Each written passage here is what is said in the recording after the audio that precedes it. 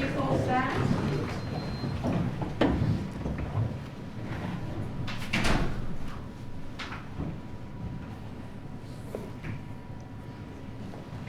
The Royal Commission on Antisemitism and Social Cohesion is now in session. Yes, Ms. Our Phillips. first witness this morning is Rabbi Allison Conyer. Yes.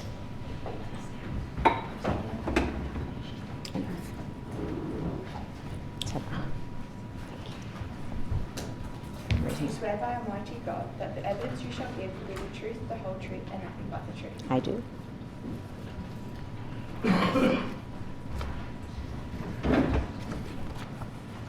Could you please state your full name? Allison Rahel Henteloff Conyer. You've prepared a witness statement for the Royal Commission that's dated the 17th of July 2026, is that correct? I did.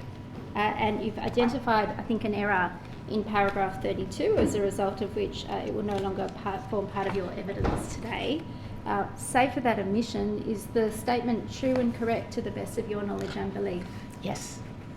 Commissioner, I tendered that witness statement, doc ID stat.899.0106.0004_R. Yes, the statement will be admitted as an exhibit. Thank you. You were born in Los Angeles in the United States, I was. and you married an Australian man, and you've spent about half of your life living in Australia. Correct. Your children were born and raised here, 3 out of 4 of them. and is it right that the majority of your professional career has been spent as a rabbi both in Sydney and in Melbourne? Yes. You were employed, is this right, as the first female rabbi in New South Wales back in the late 1990s? I was, along with my colleague Rabbi Ninio. And you currently work both as a rabbi and a psychologist. Correct. And in March 2024, you became a rabbi or a senior rabbi of the Temple Beth Israel Shul, Australia's oldest progressive Jewish congregation. Is that right? Correct. Are you able to give me an overview of Progressive Judaism and how it may be similar or different to other streams of Judaism? Sure. I'll say the Progressive Jewish movement is one of 4 major Jewish movements that upholds the values of the sacred Jewish traditions, along with embracing contemporary, egalitarian, and an inclusive approach to Jewish life. So we have women rabbis, for example. We invite members of the LGBT community to our service. We have interfaith families in our communities. And we follow the law and the traditions interpreted for a modern world. And is it right, you currently serve as chair of an assembly of rabbis and cantors of the Union for Progressive Judaism in Australia? Correct, I do. And so is it the case that today you've come to give evidence as, firstly, an individual communal leader facing anti-Semitism, secondly, the leader of a synagogue congregation impacted by anti-Semitism, and thirdly, as a spokesperson for a number of progressive Jewish communal organisations who have been impacted? Yes, it's a big responsibility. What makes today, of all days, a particularly sombre day on which to be giving that kind of evidence? Today is Tisha B'Av, which is the 9th day of the Hebrew month of Av. According to our tradition, it's the saddest day in the Jewish year. It is a day that our tradition teaches was the destruction of the first and the second temples in Jerusalem, which is in the land of Israel, in our ancestral homeland. And across centuries, other tragedies also happened on this day.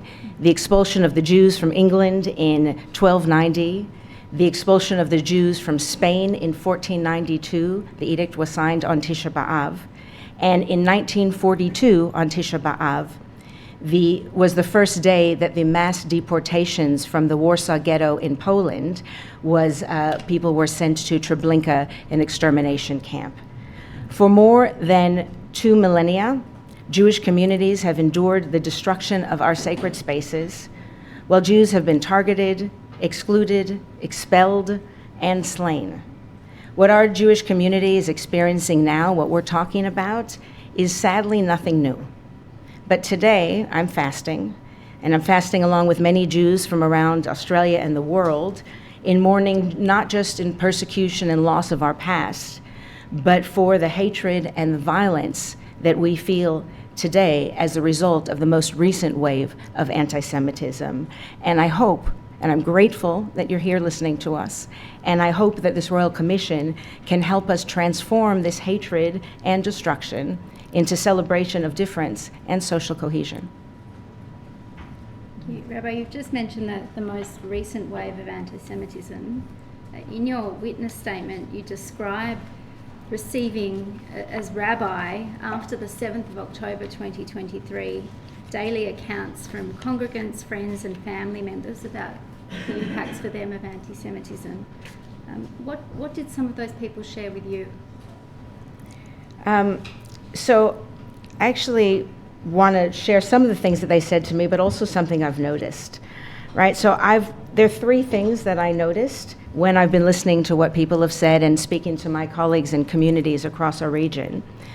First, the sheer number of anti-Semitic attacks increased almost exponentially and across the demographics. Anti-Semitic things always happened, but this was out of control. So at one point, I heard at least multiple stories of daily occurrences, ranging from Jews being called baby killers. A young adult once told me that she was walking in our neighborhood and someone was driving by. They rolled down the window and said, "Are you Jewish? Do you know where the Jews are? We're hunting Jews." I heard about a university student who was in a science class, and the teacher, the professor, told in a science class that Israel is committing genocide. There was a swastika that was sprayed on our building, and one of my congregants came and said that the swastika was put on her car park where she worked, and then she went to clean it and cover over it, and she found some paint to cover over it, and then her place of employment docked her and reprimanded her for what she did. Another thing that people told me over and over again is the loss of lifelong friendships. That it was so bizarre that a political situation outside of Australia, friendships were ended. There was no agree to disagree. There was no distinction between the actions of the Israeli government and all of Israel and all the Jewish people. This was different. Even my congregants who knew nothing about Israel, who didn't consider themselves Zionists or didn't care about politics, were canceled by their friends just because they were Jewish. And the final thing I noticed was the normalization or the acceptance of these anti-Semitic acts. The fact that young people could yell out anti-Semitic slurs from their windows with children leaving their school and no one said anything. The fact that an old lady went to my son who was wearing a kippah, a head covering, and said to him, "This is where you belong, Jew," and pointed to her bottom. The fact that there are posters that call for global intifada, which is the explicit violent uprising against the Jewish people. This was allowed to be distributed in universities and around our city streets was shocking to me. I was told that one of the Jewish students that my son went to university with went to a security on his campus and asked them to remove the flyers because he felt unsafe. And the security guard said to him he should seek psychological assistance. The fact that a Jewish chemist that I knew was told by a customer loudly and publicly, "You can't trust a Jew," and threw back the medication at him. Nobody stood up. Nobody said anything. Nobody defended him. Rabbi, you've noted in your statement in particular that it's the case that a number of Jewish Australians who find themselves drawn to progressive politics, social causes, and progressive community organisations also can find a natural home within the progressive Jewish movement. Are you able to comment in particular on what congregants with that particular background have communicated to you about their experiences? I absolutely can.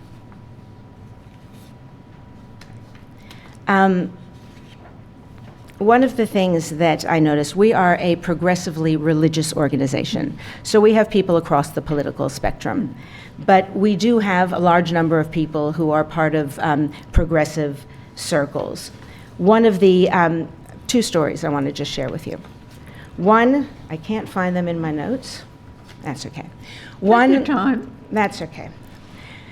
One of them was, I mentioned earlier, we are a very inclusive community. We were actually the first Jewish movement to provide unconditional visibility to the LGBTQIA+ community. We're very proud of that. So we've got a number of members there. We have an annual Pride Shabbat, Sabbath service at our synagogue and many of our synagogues. There was a woman who spoke, and she said that when she was a young person coming to terms with her being gay, she took comfort in the queer community. She felt she could be fully herself in all aspects of herself. After October 7th, she found that she did not have that same safety. She expressed that in a community that's fighting binaries, that she felt there was a binary. You could be pro-Palestinian or pro-Israel, and there was no room for dual narrative. And whenever she tried to express something, just a difference of opinion, she was shut down and canceled. So this community that made her feel so safe to be whoever she was now became a den of bigotry. That's the first one. Just the second one. One university student who is very, very left-wing of politics, incredibly critical of Israel, but still considered himself a Zionist, the right for the Jewish people to have a homeland in Israel, went to the socialist collective that he belonged to, and he walked in after October 7th, and they said to him, "We don't want your Zionist scum here." And another graduate student, Jewish, who defines herself as a non-Zionist or an anti-Zionist herself, and as totally not committed to the Jewish community, she just happens to be Jewish, she actually got death threats. I say this because people say that anti-Zionism is not the same thing as anti-Semitism. I give these two examples because this is blatant anti-Semitism hiding itself and using Zionism as the excuse. Rabbi, you've also commented in your witness statement, including from about paragraph 20, on some of the broader institutional difficulties that have arisen in the post-7 October environment for some of the UPJ or union organisations in the progressive movement. Can you describe some of the practical impacts that have been experienced by UPJ synagogues and other rabbis and their staff as well? Sure. One of the challenges is dealing with difficult phone calls. So usually about once a week, sometimes more, sometimes less, we get some sort of abusive phone call or we get letters.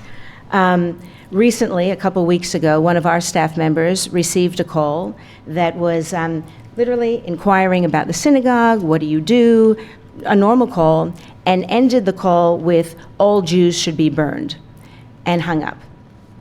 I asked our staff member how she was feeling about it. She said, oh, it was a bit shocking, but she said she's getting used to it. And this staff member isn't even Jewish. Many of our communities have received, in fact, almost all of them have received bomb threats at one point or another over the last couple of years. Luckily, none of them proved to be true. But the amount of resources, police and community that went into it is upsetting, and it's distressing for all of us to calm down from that. Many of us have had lockdown drills. We have practices in our schools and preschools and synagogue for evacuation and lockdown drills in case of a terrorist threat.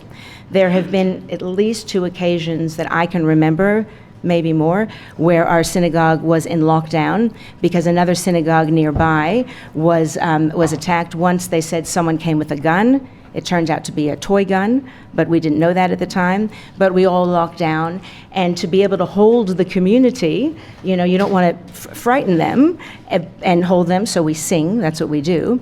But it's become a reality. Some people are getting used to it, others are staying away because of that. So we're losing people, and that's, yeah. And we've heard throughout the course of this week in particular about school security and synagogue security. Is it right that there are several progressive synagogues operating in Jewish communities around Australia that in a sense offer a blend of those two things, that is extracurricular Jewish educational or social programs? Correct. And how has the current environment of anti-Semitism had an impact on how some of those programs are run?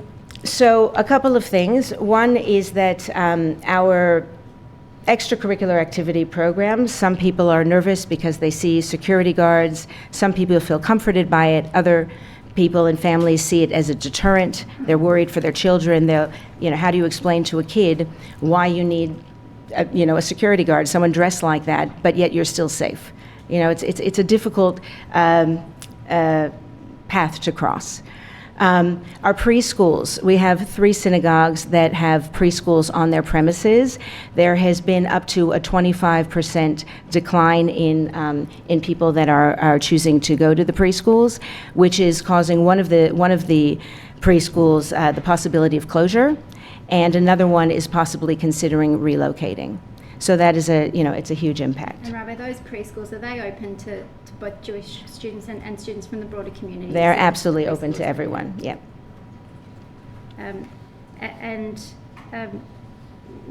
With your role at your synagogue and also within the UPJ, you've commented in your statement on the substantial costs and the substantial organisation that's required by volunteer boards and by staff to address heightened security threats. Can I ask you to comment on some of that work that's required? The volunteer part aspect of it? And the coordination aspect right. for security matters. So all of our synagogues, the 19 synagogues across Australia, have some form of security. It costs up to $50,000 depending on the synagogue, the location, and how big, which is a huge cost. A lot of people can't afford that, or they can't afford as much. So we train volunteers.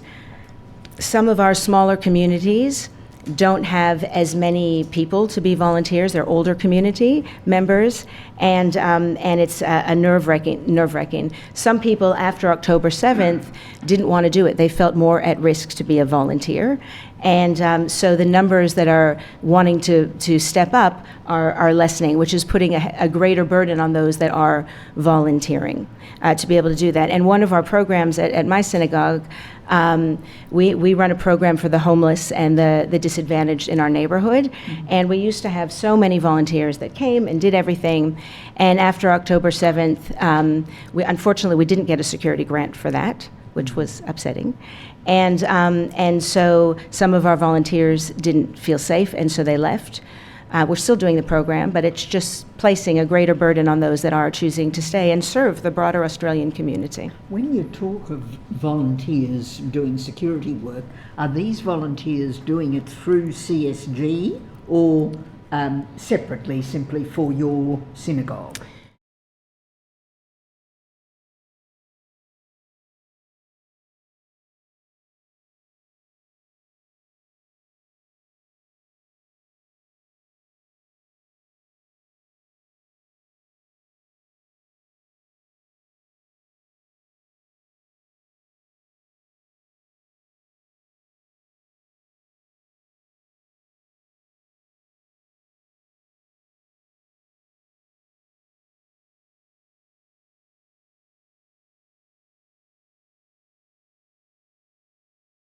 Commissioner, I'll seek a non-publication direction in relation to that last answer. Oh, yes, indeed. I will, in relation to the witness's last answer, I will direct non-publication pursuant to the provisions of the Act, and that will be omitted from the live stream.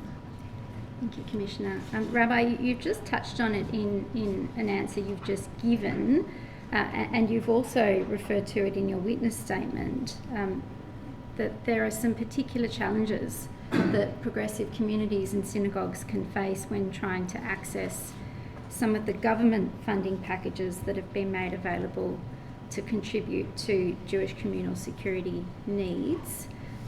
If you have a look at paragraph 33 of your witness statement. I wonder if I can ask you to comment on what some of those challenges have involved to your observation.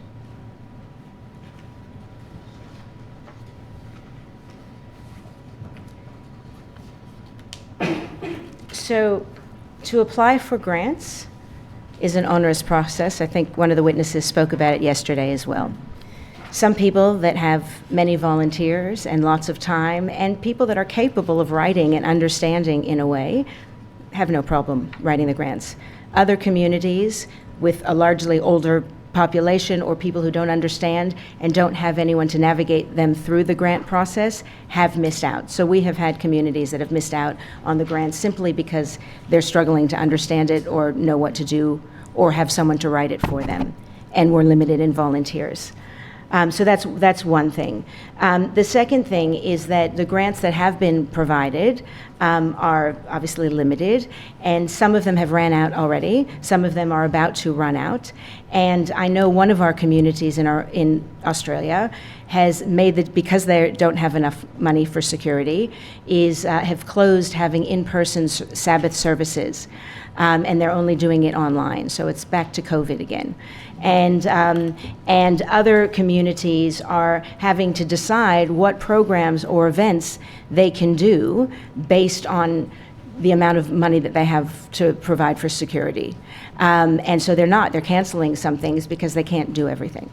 So those are some of the issues. Do you want me to talk to the... Can I ask you perhaps to turn to paragraph 39 of your witness statement? You've referred there to a particular difficulty that arises for planning events that take place at external venues, that is, off synagogue premises. What are some of those challenges? Yeah, so this is a new phenomenon. As I know that you've heard, we have an issue with our arts sector and our Jewish artists, and they've been canceled and they're not able to talk or speak in different places. And so they're coming to our synagogues to be able to speak, try to have a wider audience to be able to come and do that. Others that have tried, that would allow them to speak, have said to them that the risk of danger is too great, and so the insurance costs to be able to do that are a lot, and so they're either rejected or the costs are too much. And there's no grants that I know of right now that address that issue. So those are two of the biggest issues that I see. And Rabbi, at paragraph 41 of your witness statement, you describe a non-financial cost of security related to the connection between the Jewish Australian community and the broader non-Jewish Australian community. Are you able to comment on that? I am.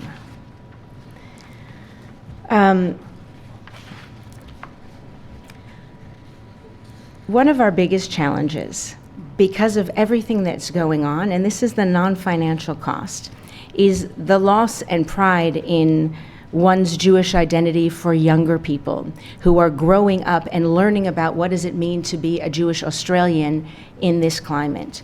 When they walk outside of our Jewish spaces, they're hearing Jews are bad, they're baby killers, not just Zionist Jews. You can't trust them. My son in high school told me that his friend was in a science club, a non-Jewish, regular science club, and everyone had never met a Jew before. And they asked her, "Is it true that they actually drink the blood of children in your synagogue?" And I said, "Wow, that's like a Middle Ages, blood libel." And so people aren't connecting in that way, and that they're hearing that you can't be trusted, your people can't be trusted. And these slurs on the streets when they're walking about, they're scared. And those that aren't scared are feeling that their identity has become defensive. They are defensive Jews, rather than just pride and unabashed, this is who I am. I love being Jewish and I love being Australian. What does that mean? They can't express that to other people without being shut down or condemned. In schools, public schools, government schools, children used to have multicultural days, and they used to bring food from their culture and talk about their culture. I am finding that a number of families are choosing not to do that. They're afraid to do that. Or they're saying, well, my culture comes from Poland, so I'm going to talk to you about Poland, and literally avoiding mentioning the word Jewish. When people are traveling to Israel, they'll intentionally say, oh, I'm traveling abroad, or I'm going to the Middle East, or I'm going to Europe, because they're afraid of doing this. And one of our congregants said to me that at work, when they told them that they'd just gotten back from their first trip to Israel, and amazing, and the desert was incredible, and they saw the different kinds of animals, and they were told by their supervisor, please don't talk about your trip, it's making people uncomfortable. Right? So this is, when we walk in our neighborhood and people are saying, hunt the Jews, it's they don't feel safe, right? All we want to do is feel safe. So that's an unintentional cost. Rabbi, can I ask, do you keep in touch with American friends and family? I do. Are you hearing similar stories from there? Very much so. The American Jewish community, despite my accent, is very, very different from the Australian Jewish community. But we just had in June the 100th anniversary of the World Union for Progressive Judaism. It was in London, and last year I went to a conference. It was held in Israel with progressive Jews from all around the world, and we all shared these stories. Some of them are worse. Some of them are better, but they're very similar in terms of this sense of hiding one's Jewish identity, right? And I was sitting with a group of university students, and I remember being so shocked when they said that, one of them said, is it just me, or are you guys sitting and thinking, who will hide me? I said, what do you mean? Like, if it came to that in Australia, right? You can't underestimate the impact of intergenerational trauma, right? And so whether someone is a child or grandchild of a Holocaust survivor or not, we all feel it, we all know it, and it's not just in a history book. Like, Iranians will learn about their history and it's real. For us, this is our history and it's real, and so it's scary, and it starts like this. Rabbi, you referred in your witness statement to delivering a sermon at your synagogue just after the arson attack on the Adass Israel synagogue in December of 2024, and to your sermon focusing on hate and its escalation. Are you able to comment on some of the key concerns that you have and have had about your observations of hate within the Australian community? Absolutely. Hate is like a cancer, right? And gone unchecked, it grows. So hate starts with just innocent slurs like, somebody said earlier, Jews can't be trusted, or Jews control the media, little things like that, right? And then it grows to acts of bias, belittling jokes, social avoidance. So a few of my families have told me, with kids as young as 10 in year 5, the parents said to me that they were taken off the WhatsApp chats because they're Jewish and the kids weren't invited to their party. One of my members who was in high school at a government school was pushed against a locker and called a genocider. He didn't know what that word meant. I told him it's not a word. One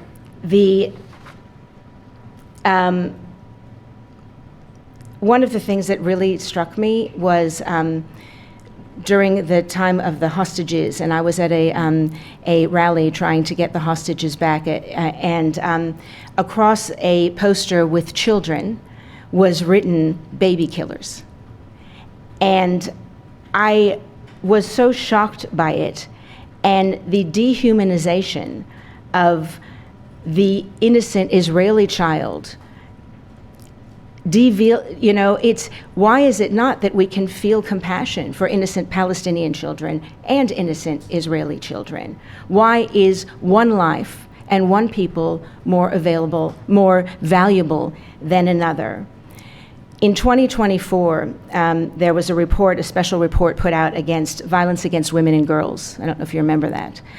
One of the things that came out was that the sexual abuse and rape and horrific stuff that happened to the women on October 7th, Israeli women on October 7th, was completely omitted.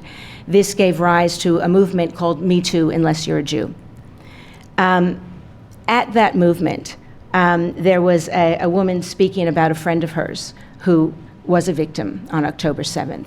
And then there were people coming in screaming, again, baby killers, genociders, whatever they were screaming, free Palestine, when we were talking about someone's body being violated. I say this because not only was it why is one life more valuable than another, but that impacted women here in Australia. Jewish women in Australia who were victims of sexual crimes and domestic abuse came to me feeling afraid they're not going to believe me, right? They didn't believe them, they're not going to believe me. I am invisible, we are invisible. And that was huge. I recently, and this is the last example, I recently attended I was a keynote speaker at an interfaith conference, which I want to talk about more later, but at an interfaith conference, and there was a Muslim and a Christian speaker, and the topic was the dignity we share.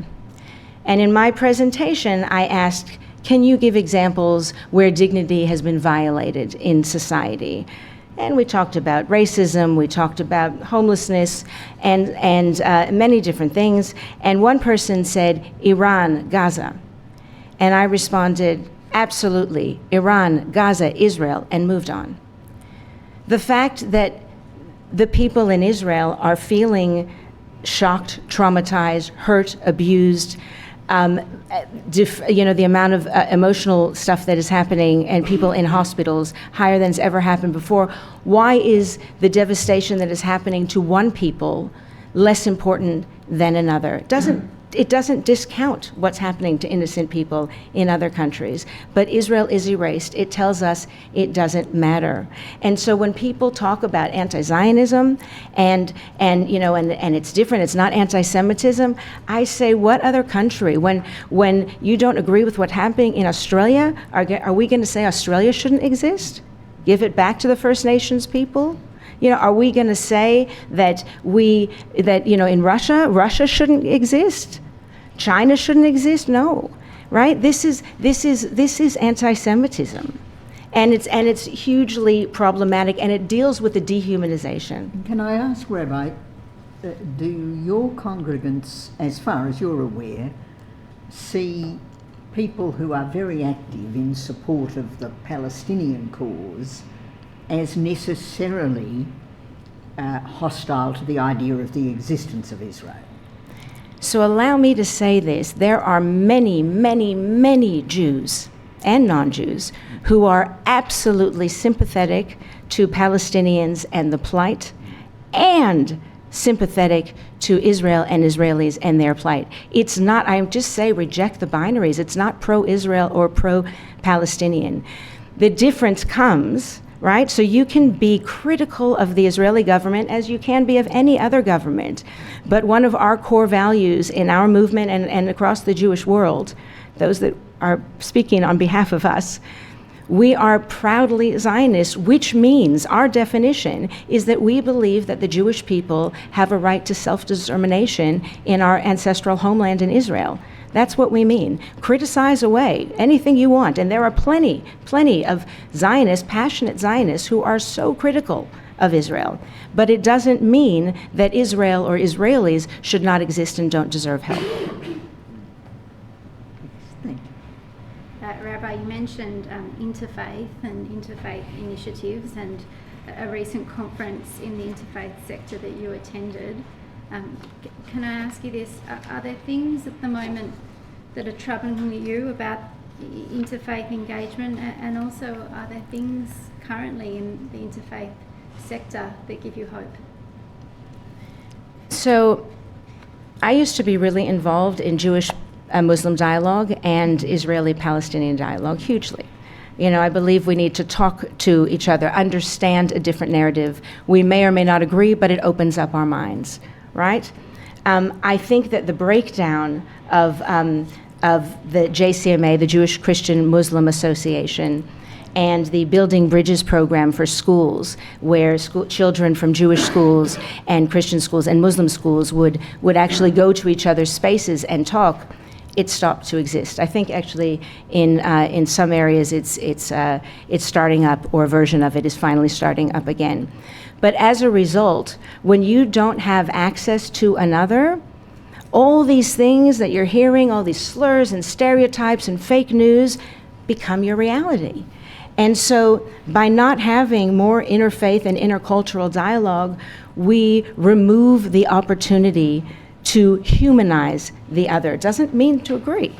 And so one of the things that actually all three of the speakers at the Interfaith Conference raised, which they were all surprised, let's not just talk about what we have in common. That's great, let's start there. This is the values we share, but let's not be afraid to have the difficult conversations.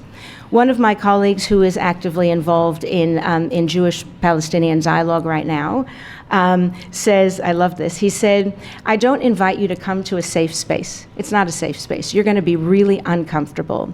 But I invite you to come to a courageous space, and that to sit with your discomfort and hear things that you're not going to be happy with, but also listen to the other. And I commend him for doing this amazingly important work. I've spoken to leaders who are concerned about doing the work in the community, and you're turning your back. But by understanding and hearing the other doesn't mean you don't support your own. And that's a really, really important thing. Interfaith dialogue and intercultural dialogue needs to be supported in schools and in communities, both sharing, learning about, we had, I don't know if I said this or not, but we used to have so many schools come to our synagogue and teach them about Judaism. You heard yesterday that an organization is trying to do that in councils. But after October 7th, schools didn't want to come. They just didn't want to come. It's slowly building back up. But understanding the culture is important. But also, I would love to see the government help support programs that have those difficult conversations, because they need to be had, and it's okay, as opposed to living in our own echo chambers. Rabbi, you conclude your witness statement with these remarks. I remember that after the burning of Adass Israel, one Muslim community left a beautiful letter outside the synagogue. Another friend in Sydney told me that they wrote a note of sympathy and brought a fruit basket to a mosque on the corner of their block after an attack on the Muslim community. Why isn't this the headline in the news? Are you able to comment on where you see a role of leadership to bring these sorts of narratives into the headlines? Yeah. I mean, I would love to stand on a building and scream to all of the media and scream to all of the politicians. There's actually amazing stuff happening, right? There really is. And we're not hearing about it. We're really not. We're not hearing about the work, and it's not getting the credit that it deserves, because it's hard work to be able to see beautiful acts of compassion that is trying to keep that social cohesion in our Australian society. We're so afraid of being discounted that we feel we have to say something without and defend. Again, it's this defensive identity, rather than if we're secure in identity, if we feel secure in who we are, if we feel our lives matter, our culture and history and tradition matters as Jews in Australia, then we'd like to be able to share that and promote that. Can I say something you didn't ask me? Am I allowed to do that? It's a rabbi's prerogative. I'm so sorry. Yes, we respect the rabbi's prerogative. Why, thank you so much. 3 quick things I really want to make sure that I say. Number one, because I'm incredibly proud that I came to Australia 28 years ago. I was the first female rabbi in New South Wales, and now the first female senior rabbi in my current congregation. And now as of last month, the 2 largest progressive Jewish congregations are run by women. So I'm very proud of that. That's the first thing. The second thing is just something I don't think people understand about Jews. We are a family, right? So we are like one big family and a tribe. So when people say, why do you care about what's happening in Israel, about the hostages, whether you know them or not? A lot of people do know people in Israel who were hurt, killed, murdered, tormented, and other people don't. But it's as if somebody took my children, and I would do everything I could to get my children back. And somebody came, I had a phone call at 2:30 in the morning in 2024, where somebody said, F the Jews, F the Zionists. I didn't know how they got my number. I was terrified. I called the police, told my family. A month or two ago, someone came to my congregation who lived in Sydney, where my son said, oh, are you your son's mom? He told us that story, and he was really worried. Because what happens to one of us, we all feel it. We all feel vulnerable. And I don't think people get that, you know? And what happens in Israel, when people say anti-Zionism isn't anti-Semitism, what happens in Israel plays out on the streets of Melbourne. When there is a flare-up, Jews here get attacked, whether they're Zionist or not, whether they know anything about politics or not, they get attacked. So statements and double standards about Israel affects Jews here. And I think that that's a really important thing. And I think people are using Zionism as an excuse and as a term to enact their own anti-Semitism. I promise my last thing. Will you indulge me for a second? You've got the prerogative. Thank you, Commissioner. The last thing is, when I was at this interfaith conference, I was really debating whether or not I should quote one of the authors as a cultural Zionist, who was, by the way, involved in having Palestinian Arabs and Palestinian Jews coming together to speak at the time. I debated, I didn't know the people, I didn't know how they would take it, but I did it. I said, this person is a Zionist. And then I explained my definition of Zionism, the right for the Jewish people's self-determination in Israel. The next day, a Muslim speaker spoke, and she mentioned Zionism again, but didn't define it. Afterwards, I asked her, and I said I was a proud Zionist, and I said, I want to know, what is your definition of Zionism? She said to me, you should understand that some people, when they hear the word, they hear you say you're a proud Zionist, they hear you say you're a proud terrorist. They hear the word Zionism as meaning the eradication of the Palestinian people. I need to say, for the record, Zionism is not the eradication of the Palestinian people. Zionism is the right for self-determination in the ancestral Jewish homeland for the Jewish people, just as the Palestinian people want a homeland for their people. It's the same cause. Many of us understand that. And do I take it from that Zionism for you embraces the idea of the right of the Jewish people to their self-determination in Israel, but equally the right of Palestinians to self-determination in part of that land? So the first part is absolutely my definition of Zionism. If you're asking me personally, as a person, and I promise you, my entire community does not agree with me, but many do, right?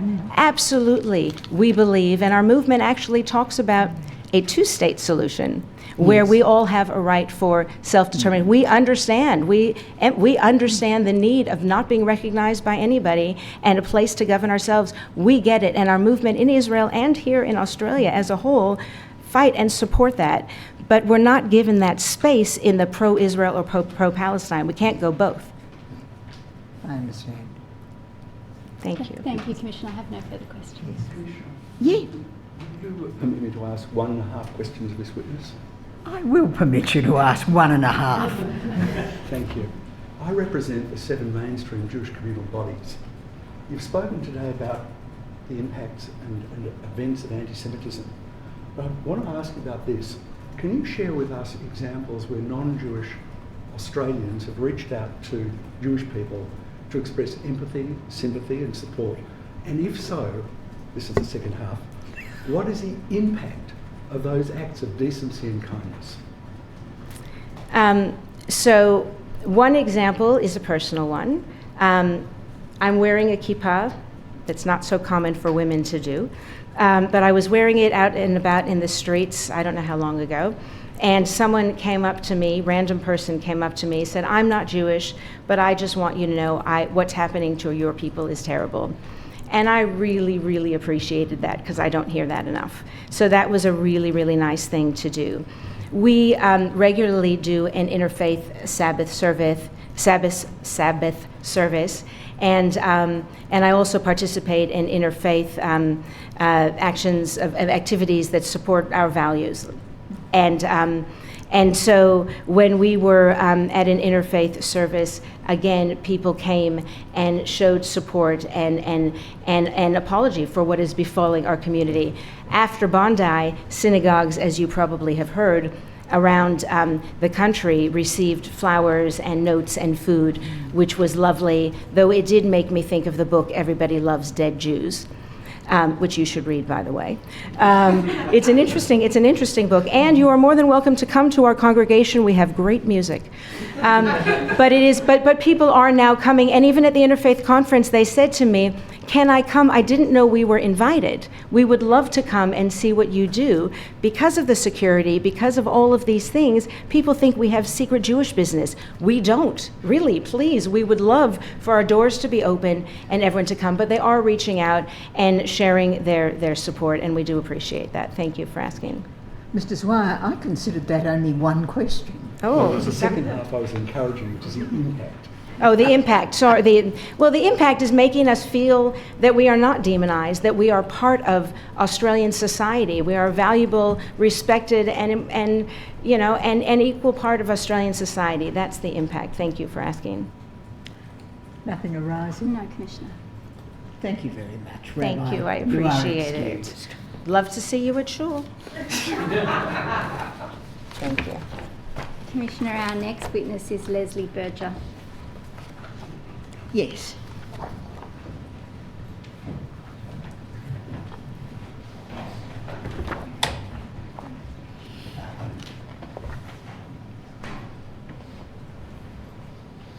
Can you please state your full name? Lesli Berger. And your address is known to the Royal Commission. You've prepared a Ms. witness... Phillips, I don't think the witness has actually been sworn. Thank you, Commissioner. Do you swear by Almighty God that the evidence you shall give will be the truth, the whole truth, and nothing but the truth? I do. We might start that again, Mr. Berger. Yes. Could you state your full name, please? Lesli Berger. And you've prepared a witness statement for the Royal Commission that's dated the 6th of July 2026. That's correct. Is the contents of that statement true and correct to the best of your knowledge and belief? It is. Commissioner, I tender that witness statement. It has doc ID stat.899.0001.0462_R. Yes, the statement will be admitted as an exhibit. You're born in Australia That's correct. and you consider yourself first and foremost to be an Australian. Correct. And you're also culturally Jewish. I am.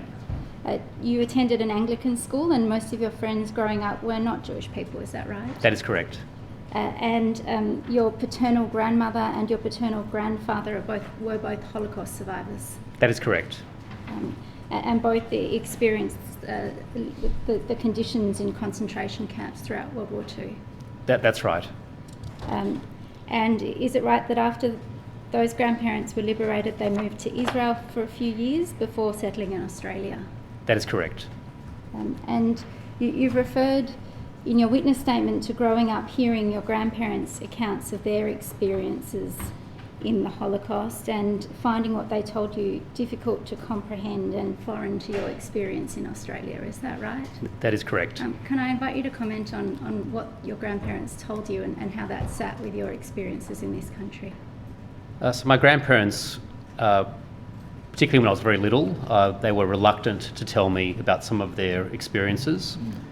But as I became a bit older, I remember my late grandmother, curiously we called her Mama Lily, even though she was my grandmother, would tell me stories about her experiences during the Holocaust and the awful conditions that she suffered in the concentration camps. Effectively, she was treated like slave labour. She was starved, she was abused. She never told me this, but I believe she was actually sexually abused just before the Holocaust when she was originally imprisoned. So these are experiences that are nothing like anything I have ever experienced in our country. They were things that she found extremely traumatic. And really until the day she died, and she lived to the ripe old age of 94, I remember my late grandfather telling me that she would often wake up in the middle of the night screaming. She clearly suffered from post-traumatic stress disorder for her entire adult life. We just didn't know it at the time. You now have your own children who are in their teenage years, is that right? Yes, I've got 3 children, 19, now 19, 16, and my daughter is 12, 2 boys and a girl. And they've attended throughout their schooling independent Christian schools, is that right? That is correct. And you yourself have historically had involvement in Jewish communal leadership, is that right? That is true. You were the president of the New South Wales Jewish Board of Deputies from August 2018 to August 2022, is that correct? That is correct. And due to that role, you currently have a position as the immediate past president of that organisation. That is correct. And can you tell me about some of the other leadership roles in the Jewish community in which you've served? There have been a number. So when you are elected president of the New South Wales Jewish Board of Deputies, you are automatically also involved with the Jewish Communal Appeal, which is the main domestic fundraising body to support the local Jewish community in New South Wales. I also was one of the vice presidents of the Executive Council of Australian Jewry, and I also served on the board of, in simple terms, what the Community Security Group in New South Wales. Since that time, since my term as president came to an end, there is a maximum term to be president of the New South Wales Jewish Board of Deputies. For a short period, I remained a director of the Community Security Group, but I chose to stand down just before October 7th, as fate would have it. But I've continued in my role as an elected position. I've been elected as a councillor to the Executive Council of Australian Jewry, and I continue to serve as a councillor to the ECAJ. And you've performed each of those roles in an unpaid volunteer basis alongside your day-to-day professional work, is that right? That is correct. I've received absolutely no remuneration for all of these various roles. And what has made you choose to volunteer your time to these causes over the years? Look, I feel very passionate about the Jewish people, about the Jewish community. I've felt, for someone who, I've got a law degree, even though I never practiced law, I'm someone who's had an interest in politics and public affairs my entire adult life. And I could see that there was a movement growing which was very much hostile to the state of Israel.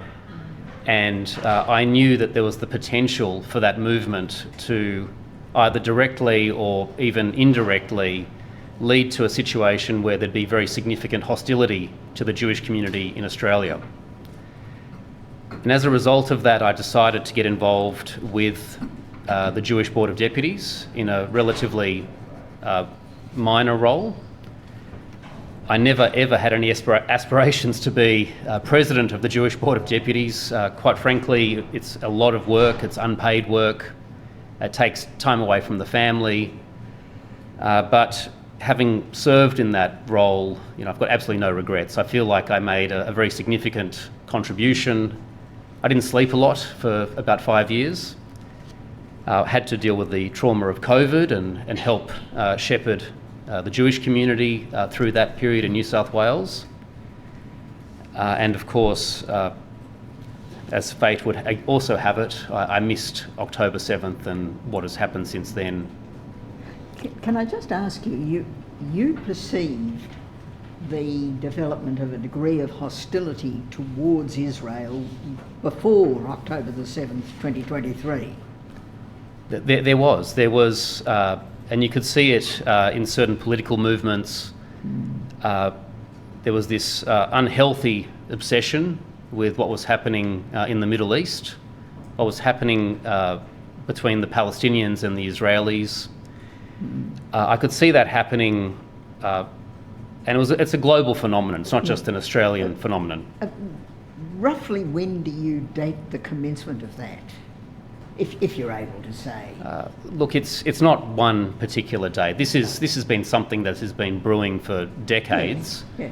But I felt in the Australian context, what really motivated me was when in the New South Wales Labor conferences, you started to see some very hostile resolutions passing, unfairly criticising the state of Israel and not ensuring that there was balance in that debate. And I was very concerned by that. Do you still have family in Israel? You mentioned, I think, your grandparents lived there for a time and then came to Australia. Was that because they had relatives in Australia? So on my father's side, I do have some relatives who live in Israel. My father has some first cousins on his father's side. My grandmother, who I mentioned earlier, she was the only surviving child in her family. The reason she wanted to move to Australia was twofold. Firstly, she had very few remaining living relatives. Her late brother, who I'm actually named after, was killed in Israel's War of Independence. So she associated Israel with personal grief and wanted to leave. She had a distant relative who lived in Australia, and she felt that she wanted to move to a country that was as far away as possible from the trauma that she had experienced in Europe and Israel as well. Just looking at things from your perspective, you've grown up knowing that you had a relative killed in the War of Independence for Israel. Do I take it you've always had a strong attachment to Israel? I've always felt very Zionistic. I've always felt that it was important that the Jewish people have their own homeland. As the rabbi just said, my definition of Zionism is the same as hers. My definition of Zionism is that the Jewish people have a right to self-determination in their ancestral homeland. And my personal view of Zionism is similar to the rabbis in that I also believe that what really needs to happen when the security situation allows it is 2 states for 2 people. It's the only long-term viable solution to achieve peace. Thank you. I'm sorry, Ms. Phillips, do go on. You've noted in your witness statement that you have a role in a family business that's been successful, and that you've pointed that out for the purposes of indicating that no one in the Jewish community is immune to what is going on, no matter their means. Can I ask, what happened to you and your family at the end of December of 2024? So my family, I'm part of a multi-generational family business, which was established by my late grandfather with my father. So in some ways, I'm the 2nd and a half generation to be leading that business. And we've been fortunate to have considerable success, which is partly what enabled me to be president of the Board of Deputies. I had sufficient financial means to be able to volunteer for effectively a full-time role and not be remunerated. At that period of time, at the end of December, which year? I forgot. 2024. 2024, thank you. I got a big shock because on the back fence of my home, a Nazi swastika had been graffitied with some words which is shown in the annexure. It's unclear what they mean, but it looks like it may have been some sort of broken German or something of that nature. They've actually done the swastika the wrong way around, of course, but it was a huge shock. I just, honestly, even when I look at this picture now, I can't believe this happened to my home. Noting your family history, what does the image of the swastika, even if somewhat inverted mean to you when you see that? Look, it's the symbol of hatred of the political movement that wanted the extermination of the Jewish people. It's the political movement that killed most of my family on my father's side. The fact that my grandfather and grandmother survived, they were, even amongst their own family, there were only very few survivors. So this is, to me, a symbol of the elimination of the Jewish people. You reported the incident to the police at the time and to the local council, is that right? I think my wife reported it to the police. The local council, I'm not exactly sure how they found out about it. But I was definitely contacted by the Deputy Mayor of Bullara Council, who I'd met through my political travels, and also when I was President of the Jewish Board of Deputies. He's just an incredibly decent and kind human being, and he called me and he offered the council services to remove the graffiti immediately. I spoke to the police. I did appreciate that offer, and the police advised that it couldn't happen immediately because they needed to undertake an investigation. So I think the graffiti was left up for a day or two. What was the response of your children to this having happened? My middle son was shocked. He tried to hide what had happened from my daughter, who was a few years younger, because he didn't want her to be traumatised. But it really made them feel, particularly once my daughter found out about it, it made them feel quite unsafe and uncomfortable in their own home. We don't know, well, I don't know what the motive was for this graffiti. Our home is adjacent to a public park, so we don't know if it was just some child, graffitiing our back gate, or if it was something more sinister. I do know the police undertook an investigation, but I was advised months later that they had no firm leads as to who committed this crime. After this incident, you took some steps to avoid your home being identified as a Jewish household. What did you do? So I took steps to shut down my social media. I'm quite politically active. I share a lot of political content on my social media, but now my social media is really limited just to people I'm friends with. I took steps to hide the location of where I live through all public records, and that is quite an involved process. And of course, I then had to spend tens of thousands of dollars increasing the security and security cameras around my home to make sure that, God forbid something else were to happen, we'd have sufficient security footage to assist. Approximately a year after the graffiti at your house, there was the Bondi Hanukkah attack. Yes. And you've noted in your witness statement that that attack created a profound sense of vulnerability, in particular for your two younger children. Are you able to comment on how they experienced that? So we happened not to be at home. I didn't disclose this in my witness statement, but my wife and I were at a close friend's place for a Christmas lunch.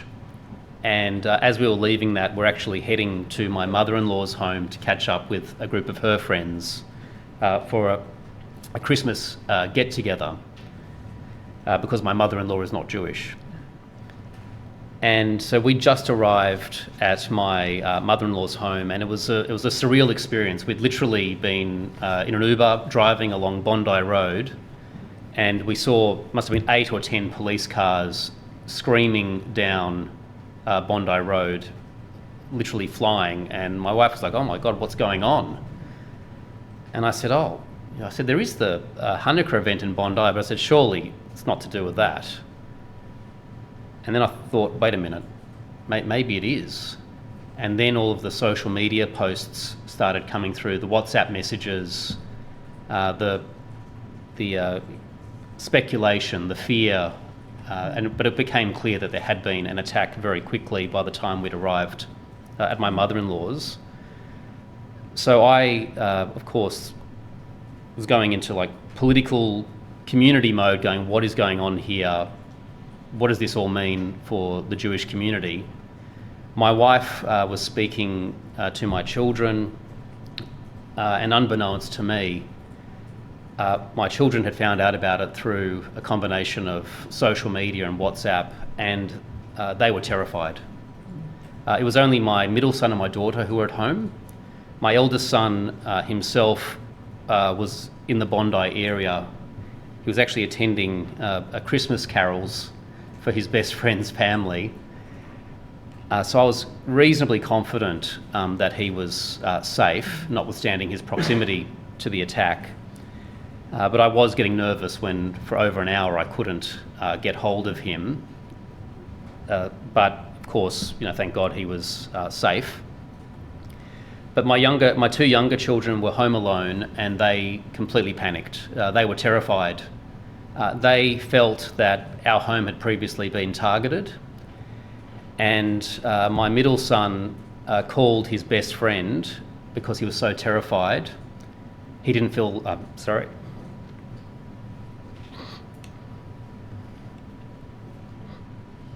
Take your time. He didn't feel safe in our home.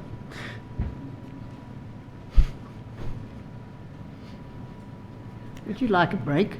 No, I'm okay. Sorry. I find it difficult to talk about this. I felt that I had failed as a parent. I felt that he didn't feel safe, and when he called up his best friend, his mother got on the phone very quickly, and his best friend's not Jewish,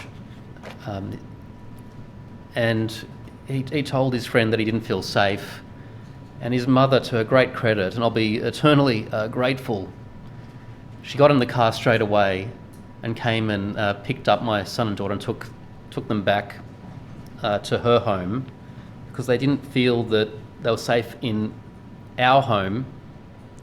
They were afraid that, given what had happened, other prominent members of the Jewish community could be targeted, including us. And I felt, I couldn't believe it. Notwithstanding everything that I had done to help the Jewish community, I always saw my role as president of the Jewish Board of Deputies, it was very focused on outreach, wanting to improve social cohesion. I did a lot of work, focused on politics, other community leaders, interfaith work, and at that moment I felt that it really was all for naught.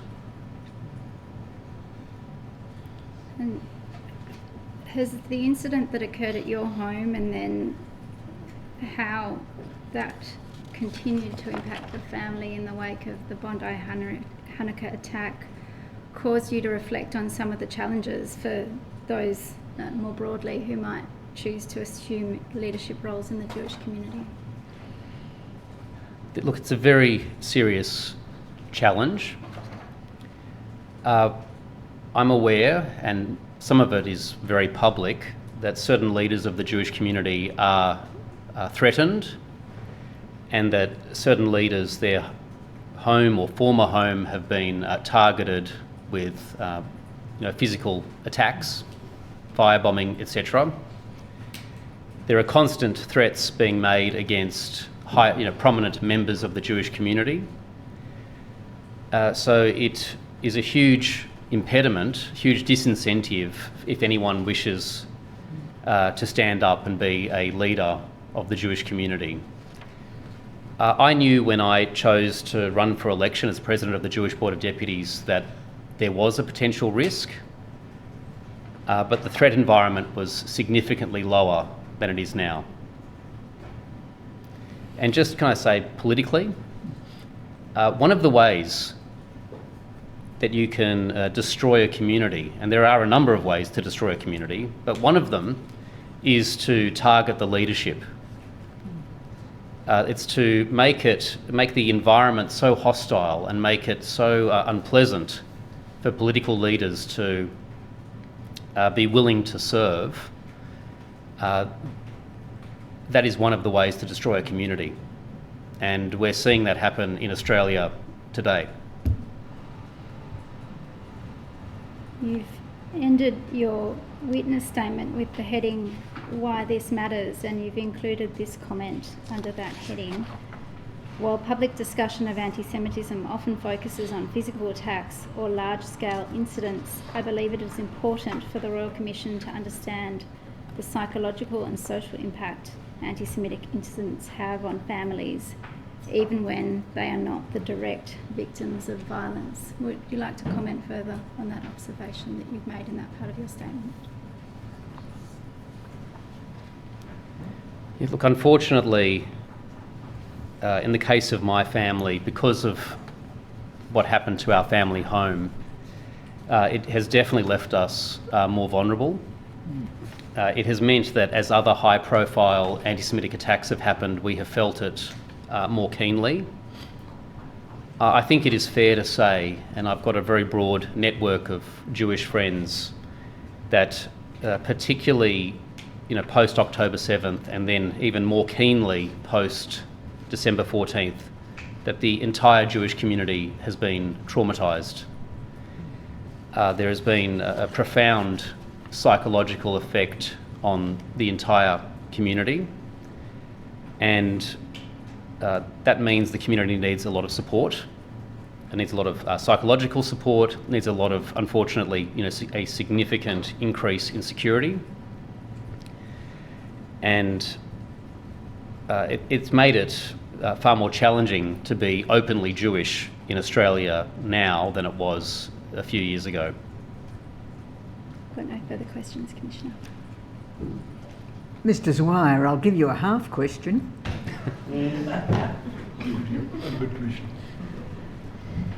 Thank you, Mr. Berger.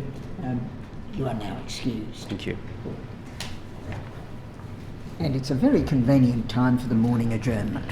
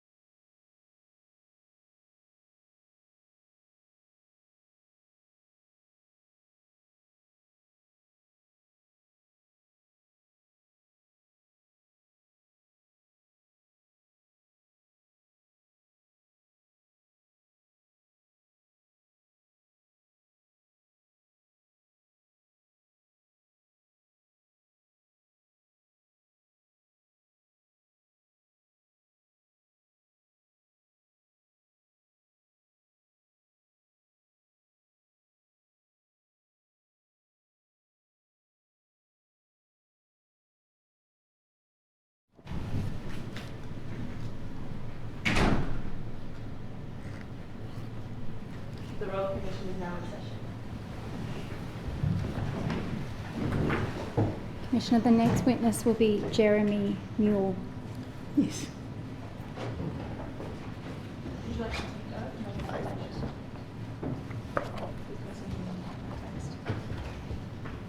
Do you swear by Almighty God that the evidence you shall give will be the truth, the whole truth, and nothing but the truth? Please say I do. I do.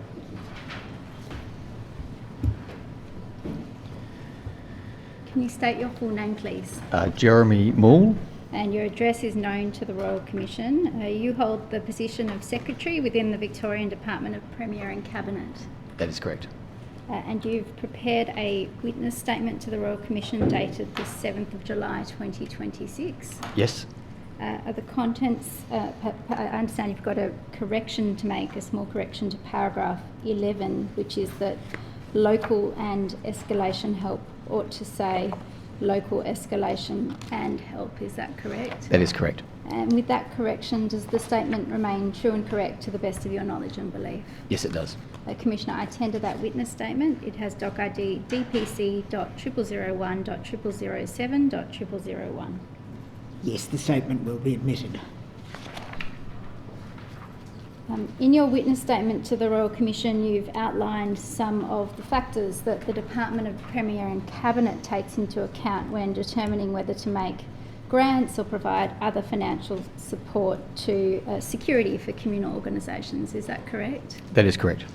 And is it right at a high level that the Department of Premier and Cabinet, which I might refer to also as the DPC, supports communal security arrangements for various multicultural and multi-faith communities through a range of different financial programs? Yes, that is correct. And is it right that in some cases the funding programs that are made available cover security infrastructure, like the installation or upgrade of fences, gates, bollards and the like? Yes, it does. And that in some other cases the funding programs can make available funding for non-infrastructure or operational costs, such as security guards or other security-related operational costs? Yes, that is correct, although that feature of some of our grant programs is a more recent feature. I think it's fair to say that in previous years the focus of these grants programs was primarily on physical infrastructure. And if I can take you to paragraph 7 of your witness statement, you've said there that when it comes to providing grant funding for Jewish communal security, that the DPC determines whether to provide funding based on 2 key inputs. Are you able to tell me what those inputs are? Just at the bottom of the first page at the start of paragraph 7. Yes, so the witness statement reads, available data on communal security needs and intelligence gathered through engagement with community representatives and stakeholders. And would similar inputs inform security funding decisions that are made in relation to other community groups? Yes, broadly that would be the case. Each of the grant programs to which that part of the statement and later parts of the statement refer in and of themselves would have their own guidelines around eligibility, but certainly those factors are key considerations when assessing grants. You've said, I think, that some of these inputs might inform decisions about whether funding is required, the appropriate type of response, and whether it should be delivered through an open grants program or a targeted response package. Can you see that? Yes, I can. Can you tell me what's the difference between an open grants program and a targeted response package? Yeah, so it's a targeted response package would more likely take the form of an announcement by government to upfront deliver a package of funding to an organisation or to an event or to an activity. So it would, in that sense, would not be a competitive grant program, which is the broad distinction I would make between the 2 categories of funding. And once a funding package or program has been allocated, can you tell me about the framework under which those grants are administered broadly by the DPC?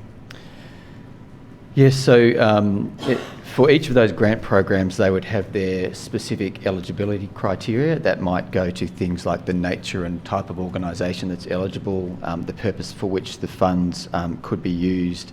In a small number of our grant programs, whether or not a co-contribution might be required from the grant proponent. So there's a category under which grant eligibility for each grant program is assigned. Secondarily, there are then principles around whole of government assessment and consideration of grant programs. And in terms of the expenditure of the funds that are provided under the grants, are there integrity frameworks to ensure that that expenditure is directed to the approved or eligible purpose, if I can put it that way? Yes, ultimately, if a grant applicant is deemed to be successful and therefore receiving the grants, they would enter into a contractual arrangement with the State of Victoria, which would set out the requirements for the delivery of the project and other matters. And I think you said before that one of the inputs that DPC looks at when it's making security funding decisions is need. And then if I can take you to paragraph 10 of your witness statement, you've said there that DPC monitors communal security needs through a range of mechanisms. In relation to the Jewish community and its security needs, can you tell me what some of those mechanisms include? Yes, so some of them are set out in paragraph 10 of the witness statement. The reason why these grant programs exist within the Department of Premier and Cabinet is because the Multicultural Affairs portfolio, as it was previously known, although now the Multicultural and Multi-Faith portfolio, sit within the department. A core part of that portfolio's work, led by the Minister, but also involving staff in my department, is regular engagement with multi-faith and multicultural communities. Specifically in relation to the Jewish community, that occurs through a range of forums. Some are long-standing, some more recent. And just in terms of the monitoring or the identification of need in respect of the Jewish community for security funding, can you tell me some of the data sources that DPC might look at to ascertain the nature and extent of that need? Yeah, so there'd be both specific data that we might receive from Victoria Police, although that can be limited in how specific it is about whether or not any activity or security needs might be specific in relation to anti-Semitism or other matters. Certainly direct engagement with the community, whether that's through organisations like the Jewish Community Council of Victoria or through the CSG, Community Security Group itself, as well as we made that correction earlier to the local and escalation help structures that exist, which really the purpose of that is to specifically allow the Jewish community at a very local level a very direct access to government and Victoria Police to raise any issues of concern that they may have in relation to security. And we heard from a witness from the Jewish Community Council of Victoria earlier this week about some of the funding that has been provided to that organisation to conduct research and analysis on anti-Semitic incidents within Victoria. And I think you've referred to some of that funding in your statement as well. Does some of the output of that research factor into the DPC's own analysis of the extent of communal need in relation to security? Yes, it does. You've said at, I think, paragraph 8 of your witness statement that since the 2023 to 2024 state budget, DPC, through the Multicultural and Multi-Faith Victoria portfolio, has provided $3.736 million for 22 Jewish community projects that were primarily security related. Is that figure correct to the best of your understanding? Yes, it is, and that paragraph, I think, seeks to make the distinguishment between specific security-related grants that have been provided and then further grants that are provided that go to community infrastructure and community resilience, including responding to anti-Semitism and celebrating cultural traditions.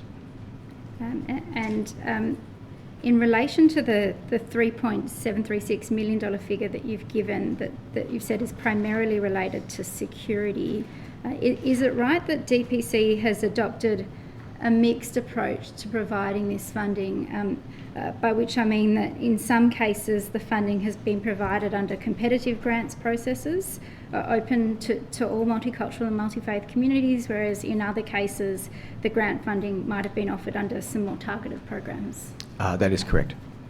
And are you able to comment on the reasons for applying this that sort of mixed approach in terms of funding Jewish communal security? Yes. So, generally speaking, that would be a common approach by government to delivering funding to multicultural and multi-faith communities.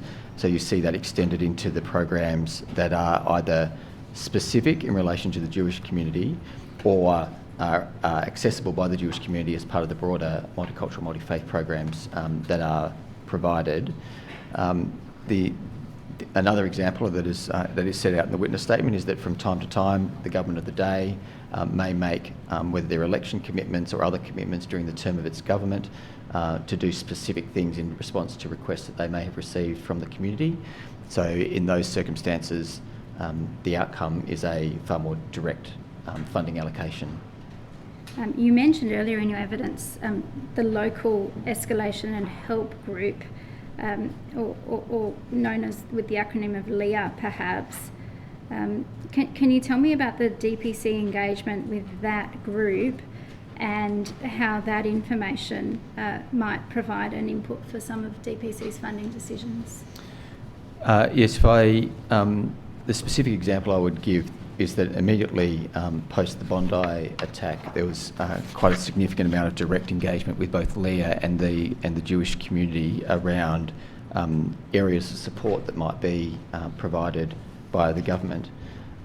That led to a funding package being announced and implemented that focused on areas that up until then had not been focus areas for either direct funding allocations or grant programs. For example, there were targeted allocations to provide a mix of increased event, youth camp and gathering security focused on particularly children and youth events that were, we were advised by the community, scheduled to occur during the December and January period, and there were specific concerns about those youth camps and security in relation to those. So that was an example of the engagement with LEA and other parts of the Jewish community, that information being provided to government and then decisions being made in quite a responsive way to needs that hadn't been as prominent previously in the types of grants and funding allocations that the government had made. And is that package provided in the wake of the Bondi Hanukkah attack by the DPC for Jewish communal security an example of a shift that I think you mentioned earlier from security funding that's principally directed to security infrastructure to also include operational security costs? Yes, that is correct. And are you able to comment on why it was following Bondi that shift was implemented, if I can put it that way, in the DPC's approach to funding? I think the grant programs prior to that had primarily focused on physical infrastructure, as well as security for, or security being an element of grants that are provided for broader community events. So that's not just the case for the Jewish community, but more broadly in the grants programs that support multicultural and multi-faith activities. Often security is a component of planning for those events. That's probably an example where in those circumstances it's not so much, it hadn't been so much about the infrastructure, but certainly the core, the largest of the grant programs, including those provided to schools, up until that time had focused on physical infrastructure. That would in part have been to ensure that some of these things are enduring and provide the uplift that a community organisation might be looking for, and it would in part have been based on the needs of the community as expressed to government at that time. And having had the engagement through LEA and otherwise with the Jewish community in Victoria that you've referred to earlier, following the Bondi Hanukkah attack, about needs in respect of operational security costs, Do you have a sense as to whether that kind of funding is likely to remain a continuous feature of Victorian government grants programs going forward? I'm not in a position to be able to say definitively whether that would be the case, but it's certainly a welcome conversation. I know that several witnesses who appeared here have made observations about the desire for that type of funding. I think this funding package was designed to deal with a very acute need at that time and some very pressing issues, particularly in relation to some of those youth camps that were scheduled to occur throughout December and January, immediately after Bondi. Up until then, as I said, it hadn't been a big feature of grant programs. The notion of enduring funding for that type of security is not a matter that had previously been raised with me. I would presume that there might have been some conversations had with staff in my department about those matters, but they're not things that we've ever advised government on in terms of a policy perspective. But certainly post-Bondi and the nature of the conversations that have been happening both in the Commission here but also with government mean that will be something that's under active consideration. And paragraph 31 of your statement, you've identified that at broad level, organisations that receive funding are typically aligned to the ministerial portfolios under which the program funding is allocated. Is that right? That's correct. And if I can take you back to page 12 of your written statement, you've referred there to the Victoria Safer Faith-Based Schools program. Is that a program that's been administered by the Victorian Department of Education? Yes, that is correct, and information provided by that department to me supported the preparation of the witness statement. And is the reason that program is administered by the Department of Education because schools fall under that particular portfolio? Yes, that's correct. That program has had, I think, $2 million allocated to it annually, which can be directed to faith-based schools, including both Muslim and Jewish schools. Is that right? Yes. Those eligible schools have been able to apply for grant funding under that package during annual funding windows. Is that correct? Yes, that's correct. That particular program, I think you said, was a merit-based and competitive one. If I can direct you to paragraph 25 of your witness statement, from your consultations with the Department of Education, do you have an understanding of the sorts of factors that department took into account or has taken into account when determining allocations from that program?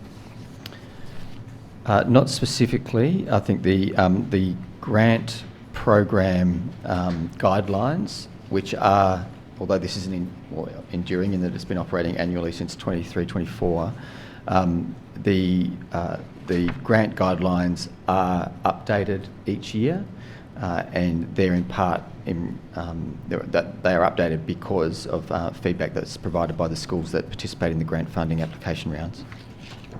And at a high level, do you have an understanding of whether the grant funding under that Safer Schools package has been intended to defray some school security costs incurred by faith-based schools?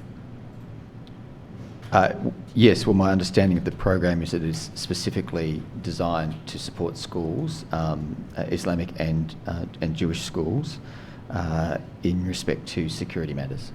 And to lessen the burden, if I can put it that way, of security expenditure that might be faced by those schools? Yes, that's a fair characterisation. And is it your understanding that the grant funding that's offered under that particular package isn't designed necessarily to fully offset or indemnify security funding incurred by those kinds of faith-based schools? No, I don't think that's the objective. You've also identified in your witness statement, this is just near the bottom of page 5 and over to the top of page 6 in the table, that Creative Victoria through the Melbourne Arts Precinct Corporation directly procures and funds security services for a Jewish Pillars of Light festival that's held at Federation Square. Is that your understanding? Yes, so that's an extension of an existing security contract that MAPCO, the Melbourne Arts Precinct Corporation, has, and those security services are made available for that event, yes. And are you able to explain why that particular security funding is dealt with through Creative Australia or through MAPCO as opposed to another arm of government?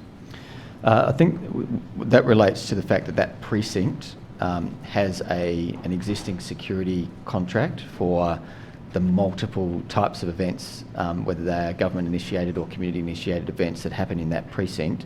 So there's an existing security overlay and security arrangements in place, and so it's not a new or different or a specific grant program or security program that's made available only for that specific event. It's one that relates to all the activities that happen there. And another package that you've referenced in your statement is the Jewish Community Security Infrastructure Program. I think you've talked about this on page 4. Is it right that this was a program that was administered by the Department of Multicultural Affairs in Victoria, which sits under the by that DPC? portfolio as part of the Department of Premier and Cabinet. And that particular program, was that one that was targeted particularly at projects for smaller organisations and facilities, to your knowledge? Yes, it was. Sorry, not specifically targeted to smaller, but certainly consideration of the fact that some smaller organisations may well be applicants for that grant program. So consideration is given to that in the design of the program.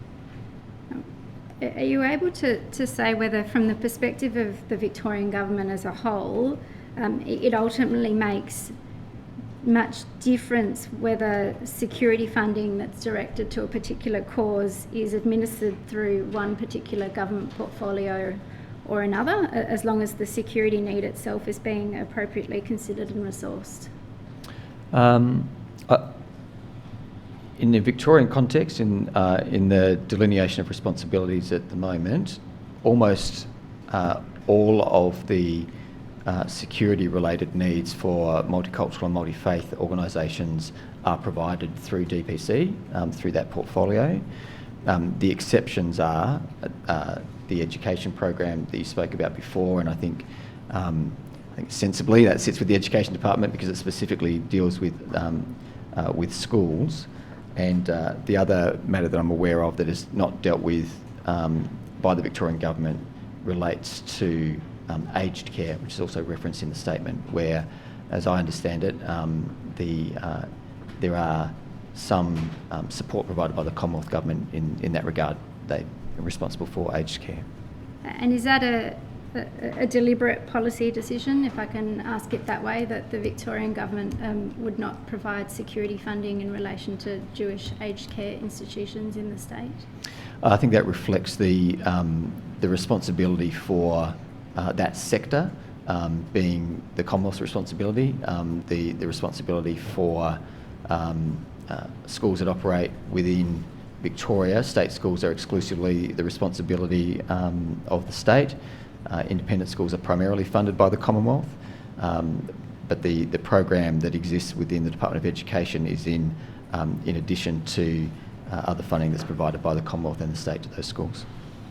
I might take you to some evidence that the Royal Commission received in hearing block 1, if I may. It's in a witness statement that was received by Gail Smith, and she was the Chief Executive of Jewish Care Victoria. If I can ask the operator to pull up stat.899.0051.0038.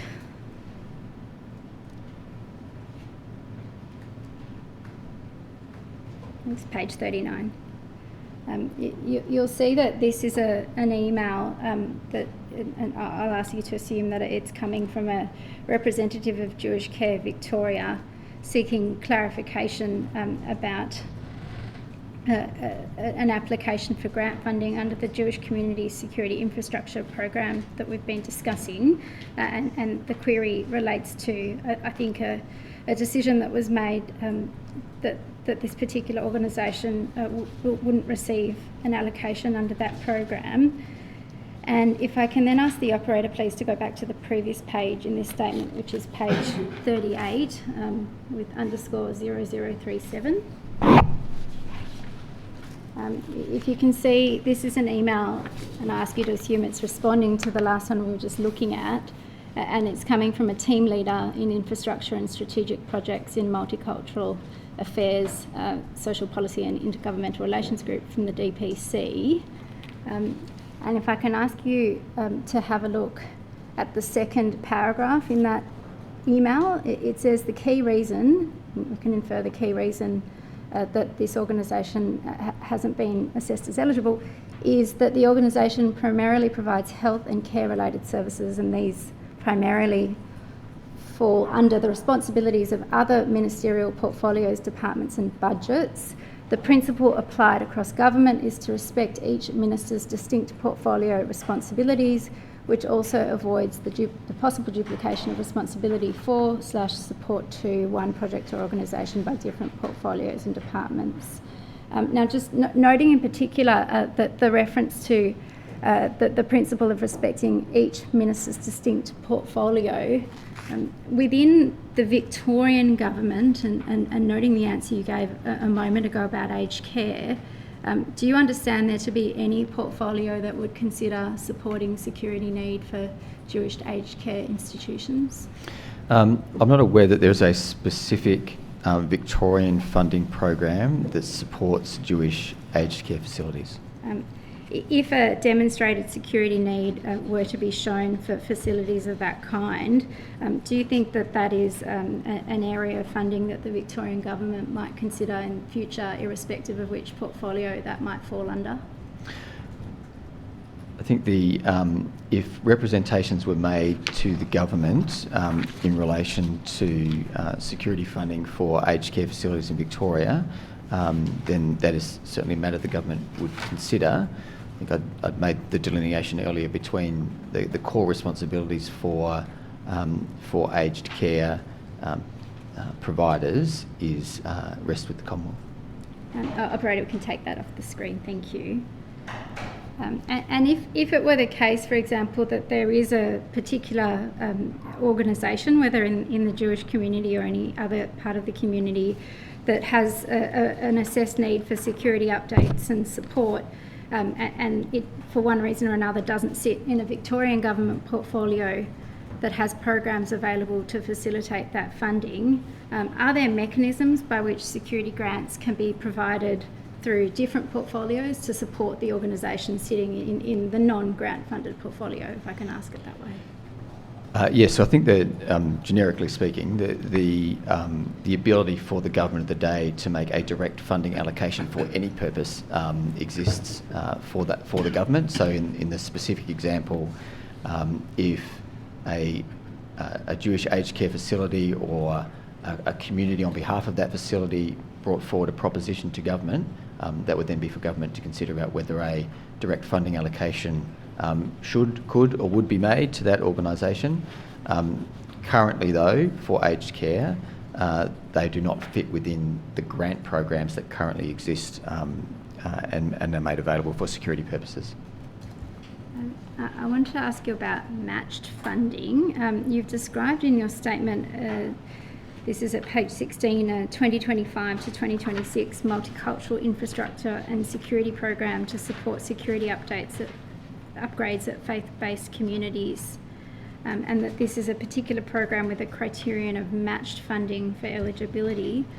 Can you tell me what matched funding can entail? Yeah, so matched funding is probably in for that specific grant program, which is available to all multicultural and multi-faith organisations, is probably better characterised as a co-contribution.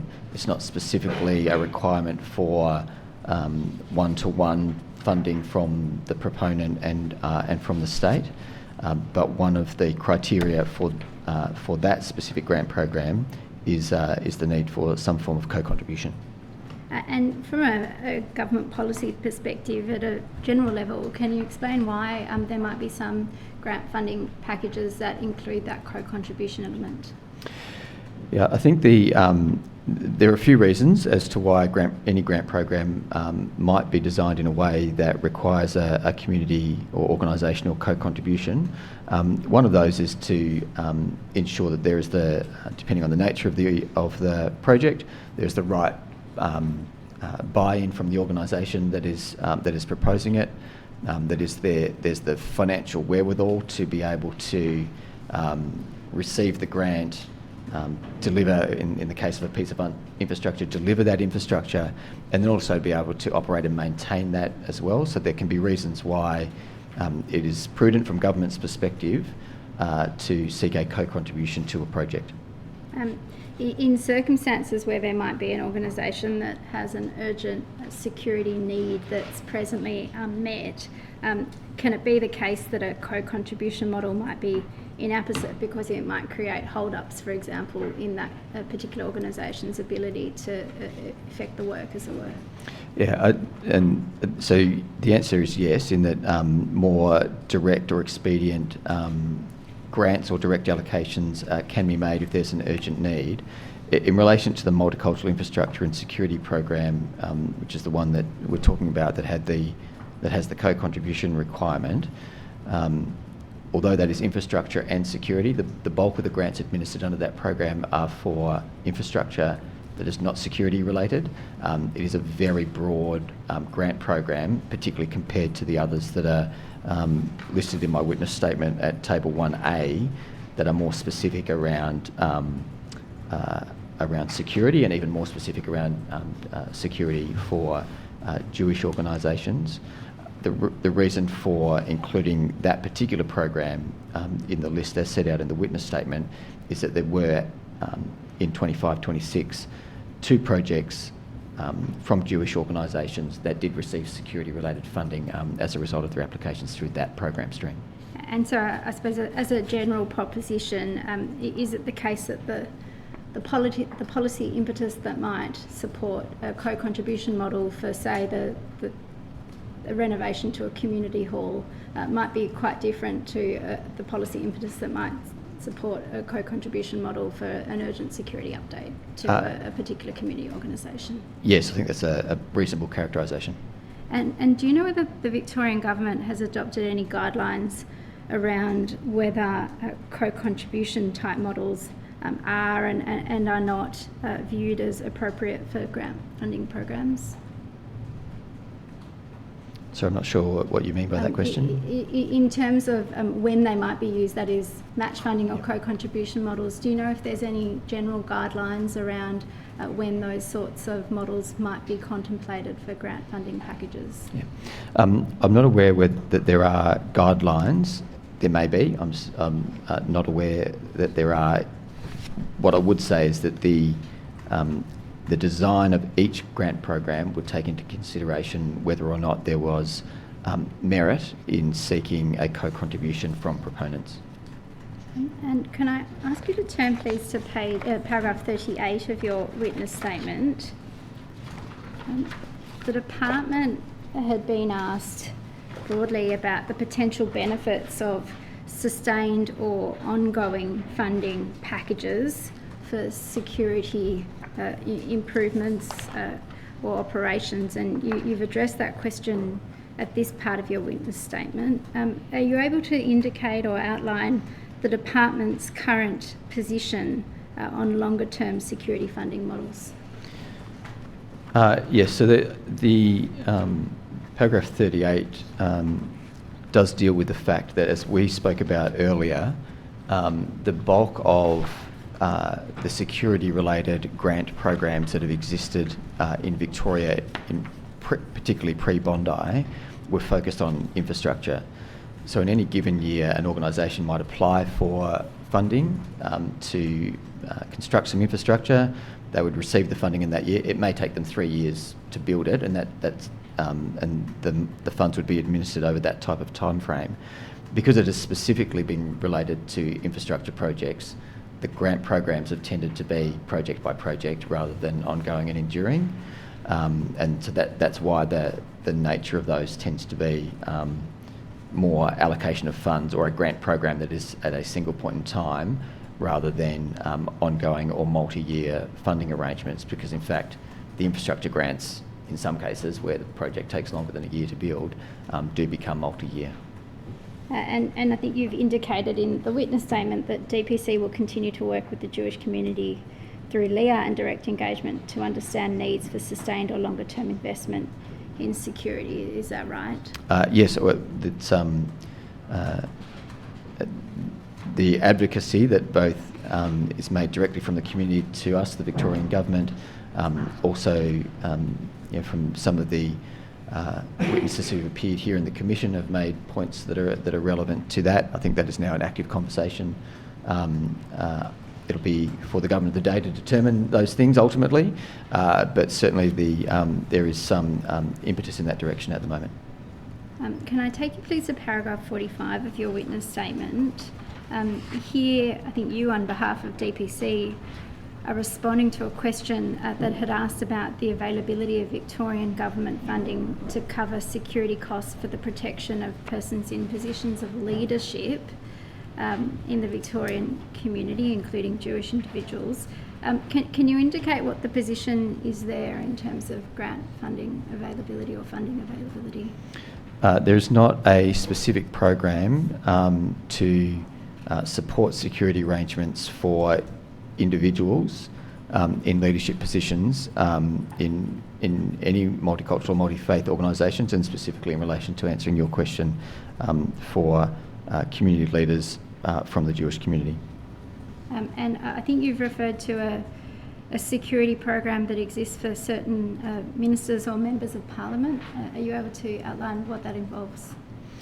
I can to some extent, in that the particularly ministers, including the Premier, where there is an assessment done that recommends security arrangements be put in place to support those individuals, that is administered by my department, not as part of the multicultural portfolio, but as a responsibility that relates to ministers of the government of the day.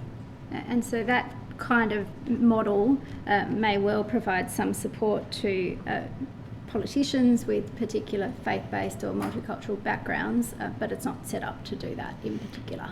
Yeah, it is not set up to do that in particular. There certainly have been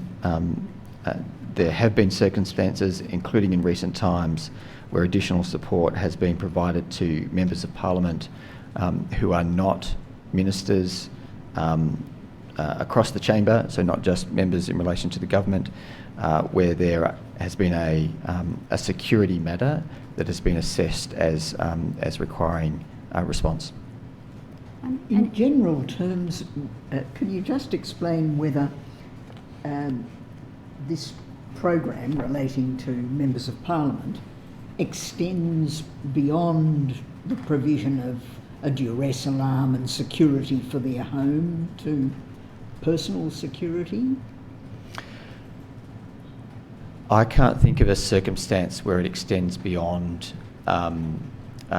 an assessment that might be done at an individual's home. Yes. There are certainly security arrangements in place for electorate officers. That's a standard offering, but that is administered by the Parliament itself.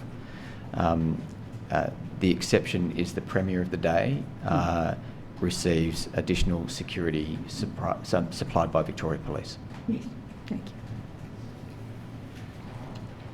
you.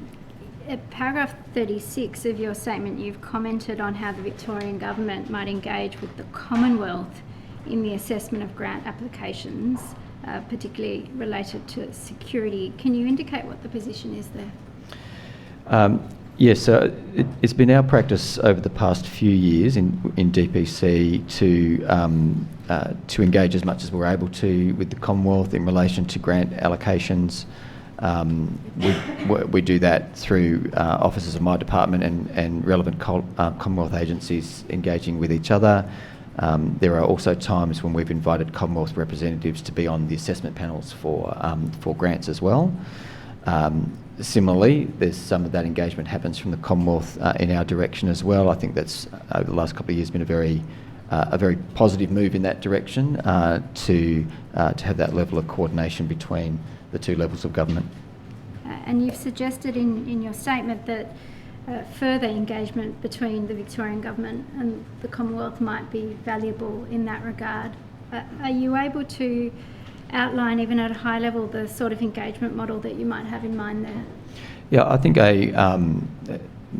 the activity over the past few years has matured. I think that the future state could well be where state and Commonwealth are administering grants for Jewish communities or other programs that particularly focus on social cohesion, that there could be a more formal arrangement in place between a state and the Commonwealth, rather than what is at the moment really an officers-led from both the Commonwealth and the state.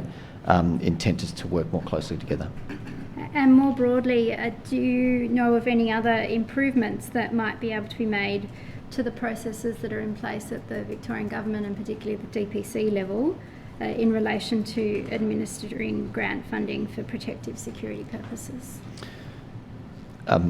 Nothing specific other than to say it is a constantly maturing model. It is one that, particularly in relation to security, more so than the broader infrastructure grants that we administer, is one that needs to be sensitive to the circumstances of the day. I'm not sure that you could have a program that was static for long periods of time, because as we've experienced in recent years, the rise in anti-Semitism in Australia and in Victoria is an issue to which the government has needed to be responsive, and therefore you see in the witness statement the adaptation of the grant programs to be more responsive to community needs, and also decisions made around direct funding allocations as well. Thank you. Commissioner, I have no further questions. Yes. I'd like to know. Yes. Very well. Thank you, Mr. Moule. You are excused.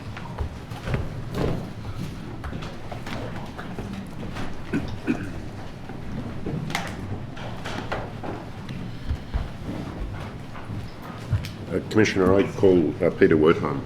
Yes.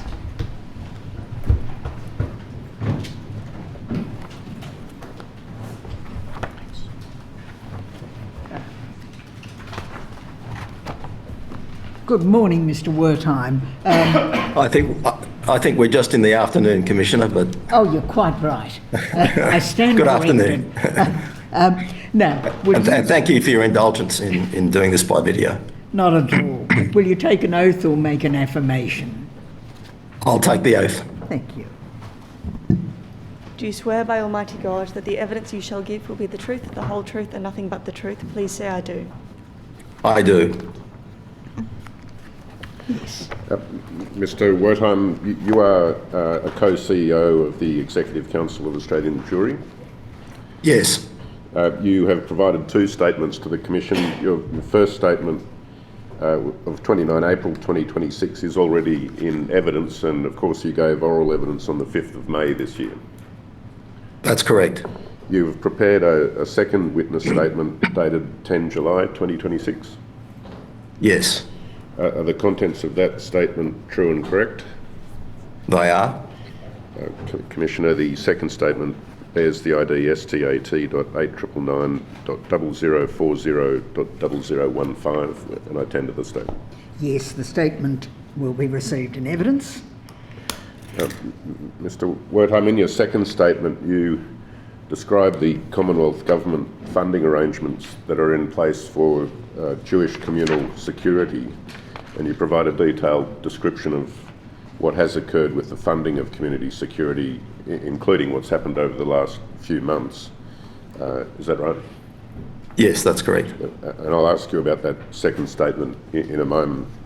But just before I get there, can I go back to the April statement where you note that the Executive Council of Australian Jewry has made representations to the Commonwealth for Jewish community security funding over the last 20 years or so? I'd say going back to about 2007, yes. Yeah. And grants were made over those years from time to time to contribute to the security needs of the Jewish community? Well, I've outlined that history in some detail in response to a notice to produce and answer questions. In fact, it was the first one we received in February. And those earlier programs tended to be, if I remember correctly, they were limited to the schools. Yes. And to the school sectors only, and they were available generally to all schools. It wasn't just limited to the Jewish community. Yes. And then it's evolved from there. And there was a particular evolution after October 2023 with a Commonwealth program called Enhancing Security for Jewish Communities. That is right.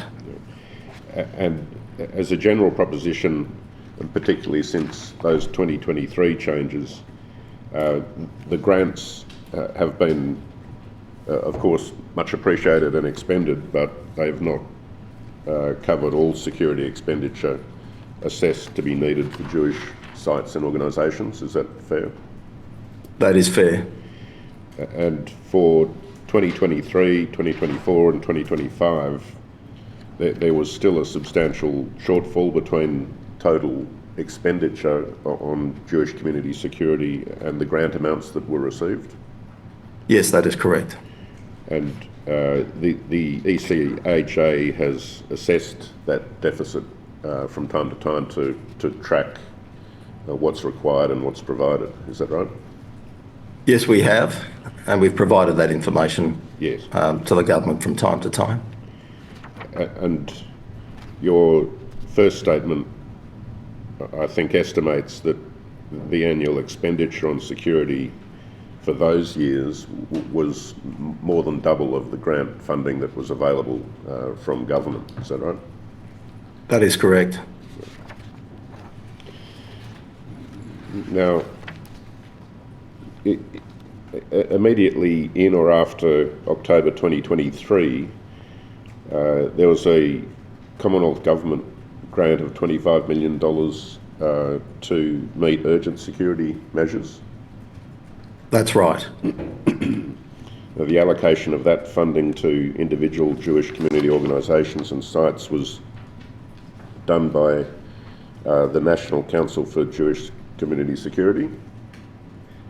Yes, and I've explained in that earlier statement what that is and how it's constituted. Yes, and could I just ask you a couple of questions about that? Could you just briefly describe the structure of the National Council for Jewish Community Security?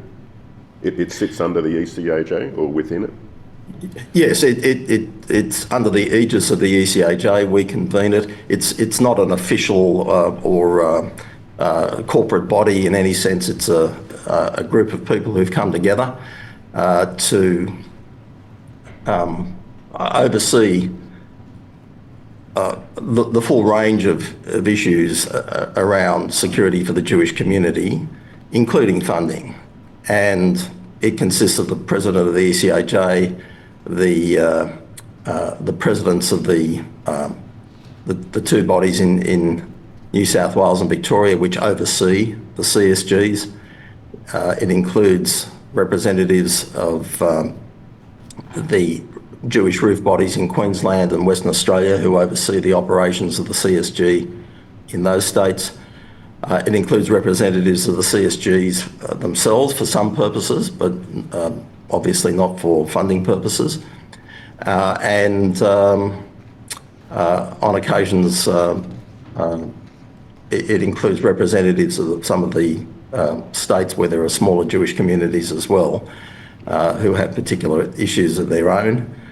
And I sit on it as a non-voting member. I'll ask you in a little more detail about the process by which grants are considered and funding is distributed. But just before I get to that, could I just ask you about those historical receipt of grants? Yes. In your first statement, you note that there were 164 applications received for funds in respect of that first Commonwealth grant in October 2023 that requested more than $42 million against the available funding pool of $25 million. That's correct. And then in 2024, in the aftermath of the Adass Israel synagogue firebombing, the Commonwealth made a further round of funding available. Yes, that's right. That was in the total amount of $32.5 million. That's correct. And there was a further 500,000 added somewhat later for a special addition, I suppose, to that amount for the youth camps for the summer. Thank you. And then that was administered and allocated by the same process, that is involving the making of applications by organisations and the consideration of those applications by the National Council for Jewish Community Security. That is correct. You have noted in your first statement that government funding is important and in some instances materially effective, and your first statement you give an example of the benefits of some security hardening of buildings that came about as a result of grant funding received and distributed by the ECHA. Can you describe the example you give of a synagogue here in Melbourne? Yes, I think that, to be fair, that was funding under a previous scheme. It had been made available from memory under the Safer Communities Fund scheme, which preceded the current scheme. But funds from that were used to acquire a fireproof door that was hardened against arson attacks and other forms of attack. And as a consequence of that, when there was an arson attack that occurred in July 2025 at that synagogue, a similar sort of arson attack to the one that had occurred the previous December in relation to the Adass synagogue, the synagogue itself was largely spared from damage, and there was a limited amount of damage done to the door of the East Melbourne synagogue, but it didn't go much beyond that. And so that was a very clear example of the effectiveness of the funding. In your second statement, you've recorded that on the 1st of May this year, the Department of Home Affairs and ECHA executed a formal agreement for funding over a 3-year period from April 2026 to March 2029. I think it takes effect from the 1st of May 2026 to the 30th of March, 30th. Well, it comes to an end officially on the 30th of June 2029, but the funds need to be expended in effect by the 31st of March 2029. Thank you. The total funding to be provided for that 3-year period is $102 million, is that right? That was under the agreement as it was initially signed on the 1st of May. That is correct, but it has since been varied. Are you able to identify the variations in open session? Yes, it's dealt with in my statement, my second witness statement,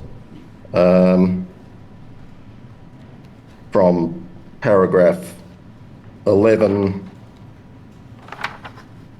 to 13. Yeah, so you have referred to,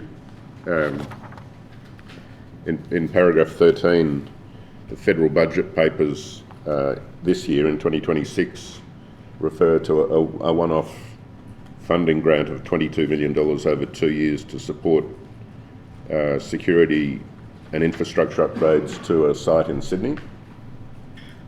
Yes, but that's outside the Enhancing Security for Jewish Communities program. It's a separate one-off funding that was done separately to the program we're talking about. Yes, but isn't that the subject matter of those paragraphs you referred me to, 11 to 13? No, and the confusion's understandable because they both relate to an amount of $22 million, but they were two amounts of $22 million. One was to increase the amount available under the Enhancing Security for Jewish Communities program. Yes. And that was done by way of a variation of the 1st of May agreement. Yes. And then there was a second amount of $22 million, which was made outside that whole program as a separate one-off payment for that site in Sydney.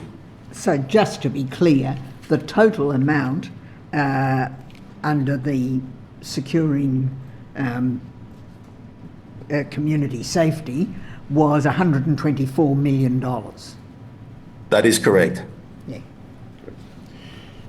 Now, at a high level, can you describe, from ECAJ's perspective, the responsiveness of the Commonwealth in relation to requests for funding in respect of Jewish community security costs? At a high level, I would say they have provided the amounts that we've requested, but the amounts that we've requested are always estimates based on what has occurred up to the point where we provide that estimate. So in a sense, we're always playing catch up because the costs keep increasing and the level of need for security measures keeps increasing. And so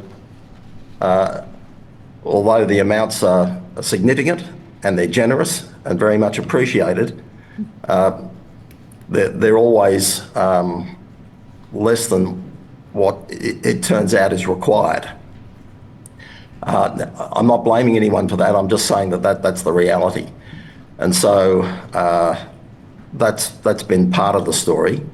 The other part of the story is that the level of consultation before the expiry of grant periods has not always been what it should be, in my view. I think there could be much deeper and earlier consultation between us and the government before a grant period expires so that we can assess the current situation, the likely needs that are emerging, and of course a quantification of the cost of meeting those needs. And I'll ask you a little later in a closed session about a specific example which goes to that second point that you've raised. Right. But before we get to that, can I ask you to address briefly the explanation you've given in your statement about the process for or by which the current grants are to be administered by the ECAJ. So the first step there is that the government makes the grant money available to ECAJ for the stated purpose of the security costs for the community? Yes, the monies are made available in tranches, and so when we receive the first tranche, we will then send out a notice to the community, either by direct email, usually by direct email, but also by notices in the Australian Jewish News and Jewry and other publications, inviting organisations to apply under the program.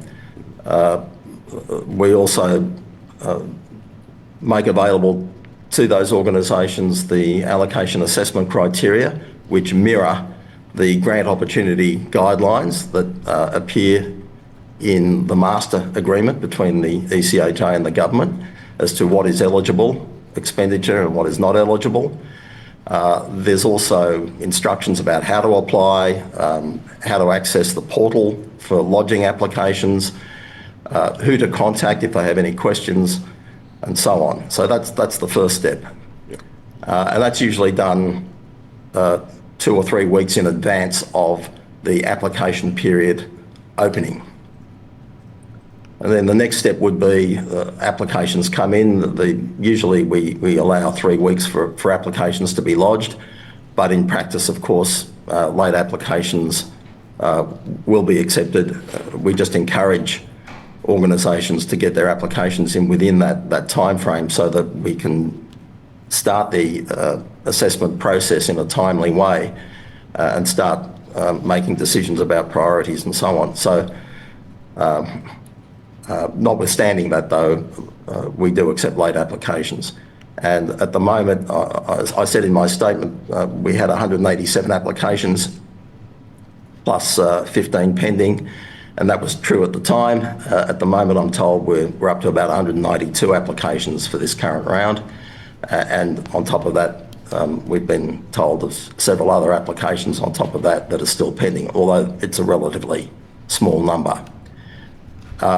So that part has been dealt with, and then the next phase is for the applications themselves and the detail of those applications to be scrutinised by the grant administrator and the CSGs and other consultants who may be engaged to assess the applications, to make sure they meet the eligibility criteria, to make sure that they are supported by threat and risk assessments, and to make sure that they are bona fide requests.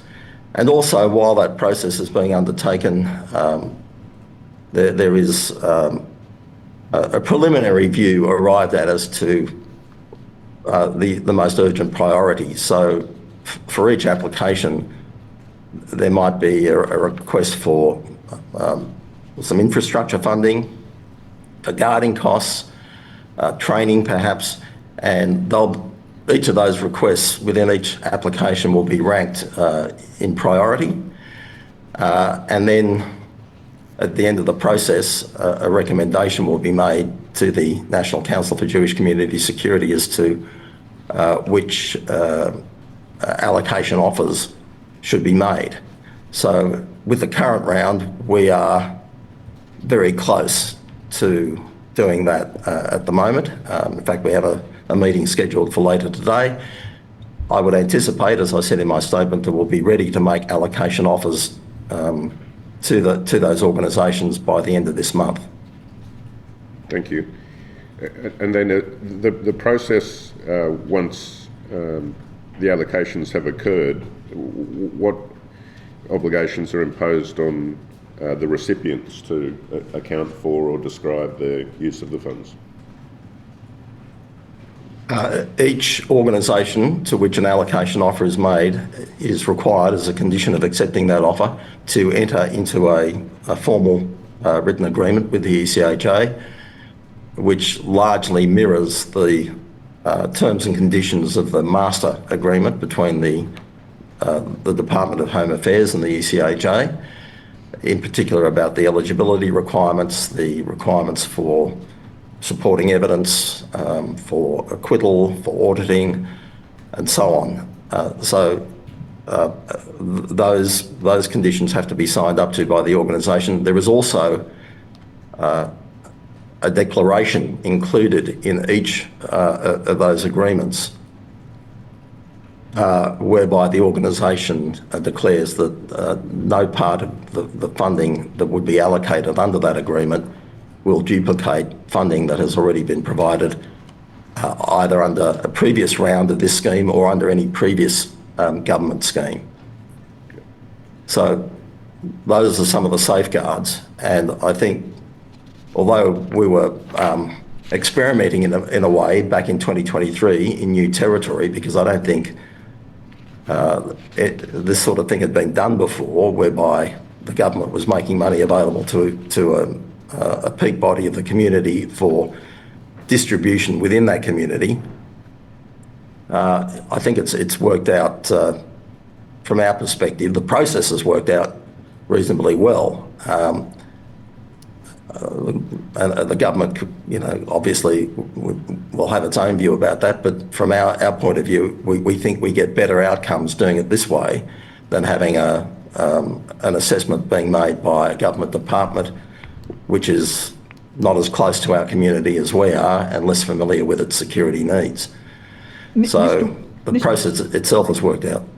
Mr. Wertheim, can I just ask this, particularly looking at Jewish organisations in the states where there is a much smaller community and consequentially the organisations are perhaps less well resourced than in Victoria or New South Wales. Does the Executive Council provide assistance to a small organisation in actually preparing the application? Yes, we do, Commissioner. I don't know how effective it is because I haven't been able to scrutinise it, with any degree of closeness. But there is a resource person who is a regional support person made available by the CSG in New South Wales for those smaller communities and the more vulnerable communities to assist them in meeting the requirements of the scheme and in completing their applications.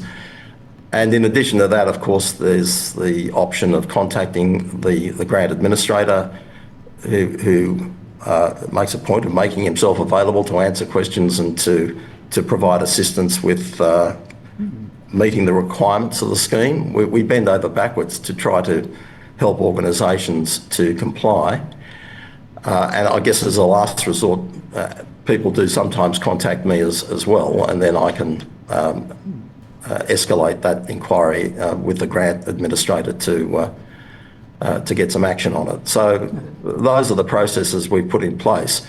As I said earlier, we were feeling our way back in October 2023. We had to put in place all these new systems, and we had to do it in a very short space of time. And of course, those systems have been refined and improved, I would hope, since then. Thank you. Mr. Wertheim, you referred to the funding recipients' obligation under contract to report back to the ECHA about the distribution of funds and the declaration they make and so on. There are also parallel obligations, aren't there, for the ECHA to report back and to undertake certain auditing requirements generally described back to the Commonwealth, is that right? Yes, and reporting requirements in particular on a regular basis. I've described them in some detail in my second statement. But yes, we make a point of giving the department advance notice of allocations that have been approved before we actually enter the agreements and expend the money, so that the department can raise any questions with us that they might have about eligibility or any other questions they might have about it. And from time to time they've raised some questions and we've answered them. But I don't think we've had any real difficulty in that regard. The reports, there are some reports that are done quarterly, some are done annually, others done on an as-needed basis. But generally, there's quite a lot of communication between us and the Department of Home Affairs throughout the process. You made the observation that from the ECHA's perspective, the structure of the funding model is working well from that perspective. It is similar to a funding model that exists in the UK, is that right? That's my understanding. It's similar in the sense that the United Kingdom government makes funds available to the Community Security Trust, which is the Jewish community's security arm, covering the whole of the United Kingdom and all Jewish communities in the United Kingdom. The amounts of money allocated to the Community Security Trust, at least at the present time, are limited to expenditure on guarding costs only. They do not cover infrastructure costs, and they do not cover the operating costs of the CST itself. That's to the best of my knowledge, having spoken to a representative of the Community Security Trust recently. Also, I think the amount in question, the amount allocated for distribution is somewhat less in relative terms to that which is allocated in Australia, and it has to be distributed to a much larger number of organisations. I understand in the United Kingdom there are something like 500 or more Jewish organisations between whom the funds are distributed, whereas in Australia it's somewhere around 200.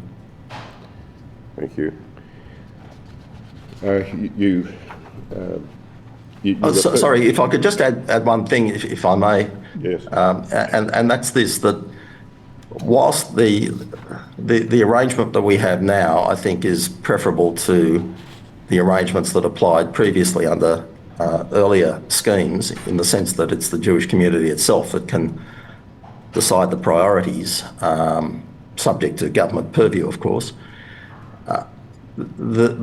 Our first preference, as I've said in the statement, is that we would like to see the government meet all of the security costs of the community. Now, if you think about how that might be done and the mechanics of how that might be done, it might be done directly by the organisations of simply sending their paperwork into the government to get reimbursed for their security costs, and so there'd be no need for a scheme like ours.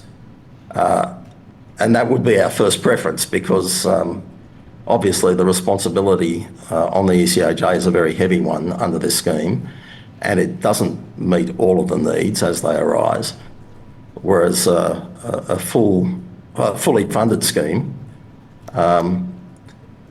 could possibly operate in a different way.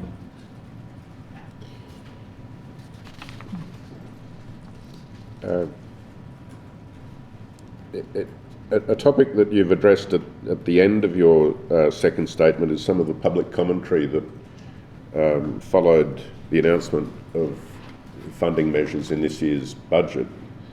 And you refer to a media release in which a senator said that ECHA would be at liberty to allocate the funds as it sees fit.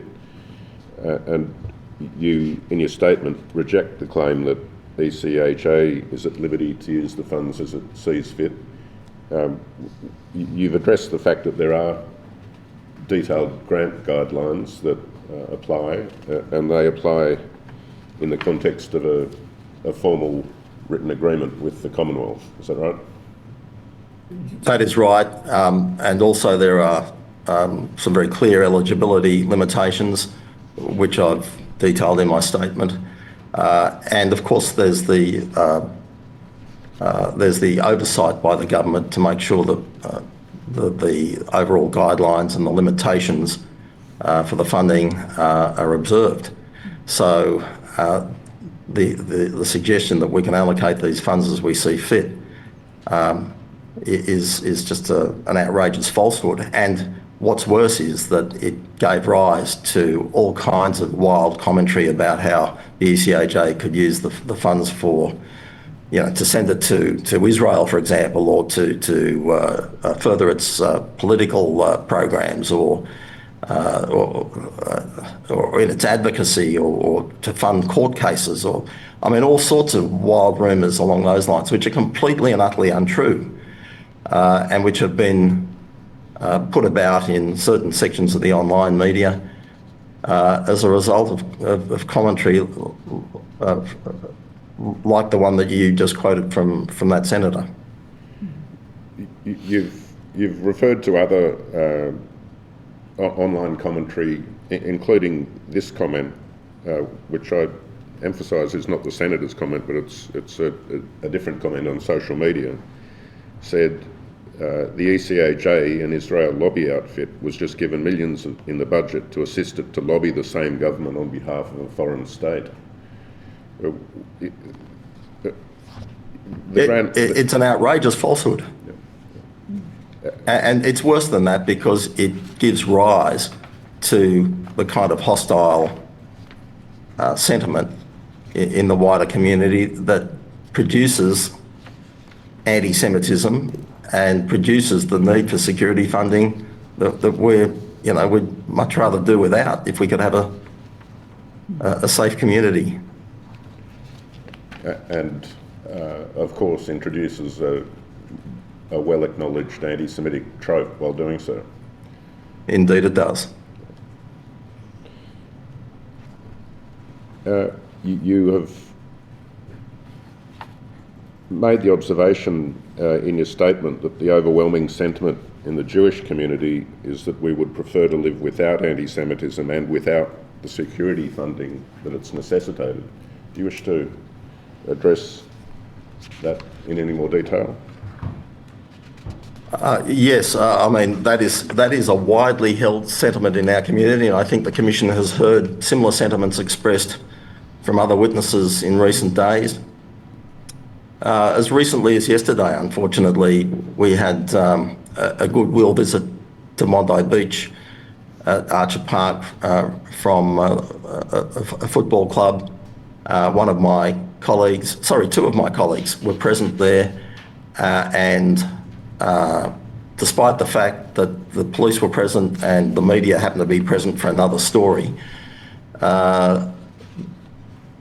one of my colleagues was accosted with some verbal abuse from a woman who was present right at the site where 15 innocent people were massacred.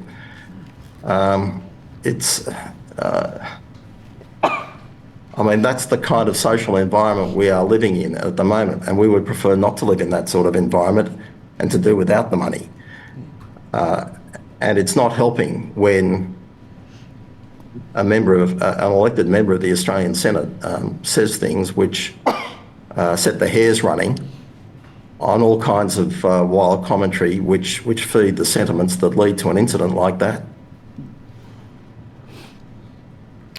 I'm going to ask you some questions now to take you through some of the details of the grant administration process, and for that purpose, Commissioner, I ask that we move to a closed hearing. Yes, very well. Well, I will ask any members of the public if they wouldn't mind leaving the hearing room now, because we are going to move into a closed session.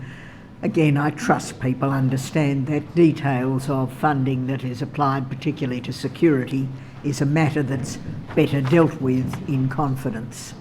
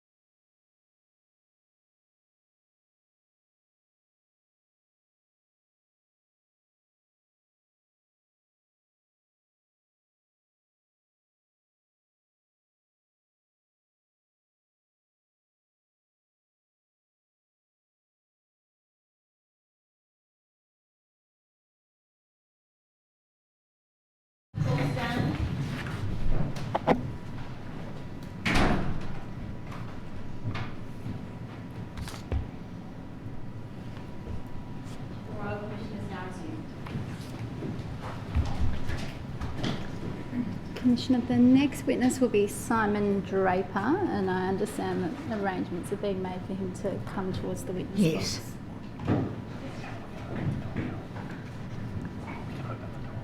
box. The Commission hearing room still appears to be closed.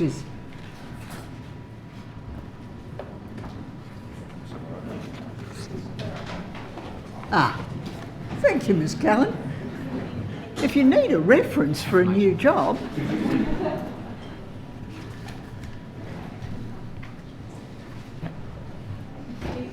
you solemnly and sincerely declare and affirm that the evidence you shall give will be the truth, the whole truth, and nothing but the truth? Please say I do. I do.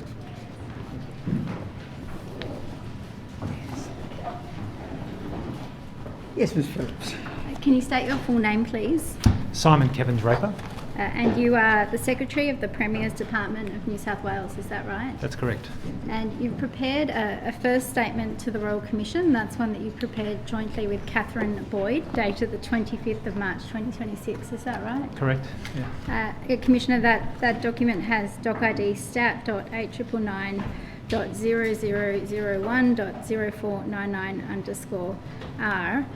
That statement included a table outlining various initiatives and programs implemented by the New South Wales State Government in relation to anti-Semitism, and particularly arising out of the Bondi Hanukkah attack, is that right? That's correct, yes. And you've recently prepared an update as to the position that's outlined in that table, revised as at the 22nd of July 2026, is that correct? Correct. Commissioner, that document has doc ID NSW_PD.0001.0001.0395. Mr. Draper, the matters that are recorded in that first witness statement with the updates as reflected in the 22nd of July 2026 table, true and correct to the best of your knowledge and belief? They are.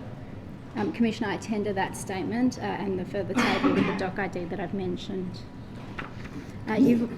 Yes, well, the statement and the additional statement will be both received separately as exhibits. And you've also prepared a second statement. This is individually to the Royal Commission, dated the 15th of July 2026, is that correct? Correct. And are the contents of that statement also true and correct to the best of your knowledge and belief? They are. Commissioner, I tender that second statement as well. It has doc ID stat.899.0001.0504_R. Yes, the witness's second statement will be received as an exhibit. Thank you, Commissioner. You commenced in your position as Secretary of the Premier's Department of New South Wales on the 1st of September 2023, is that correct? That is correct.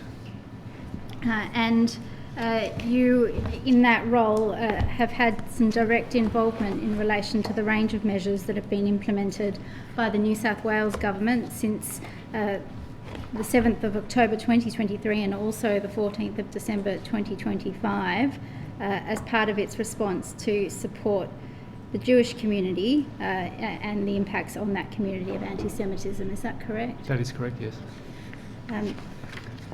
I'd like to ask you about some of those measures today. In your second statement, and this is at paragraph 15, you've said that both in the period of heightened anti-Semitism leading up to the Bondi attack and after the attack itself, the Premier and the Department have been in a position to respond to requests for funding to support enhanced protective security. And can I just ask you, in relation to that, when you say the period of heightened anti-Semitism leading up to the Bondi attack, is there a particular period that you're referring to there?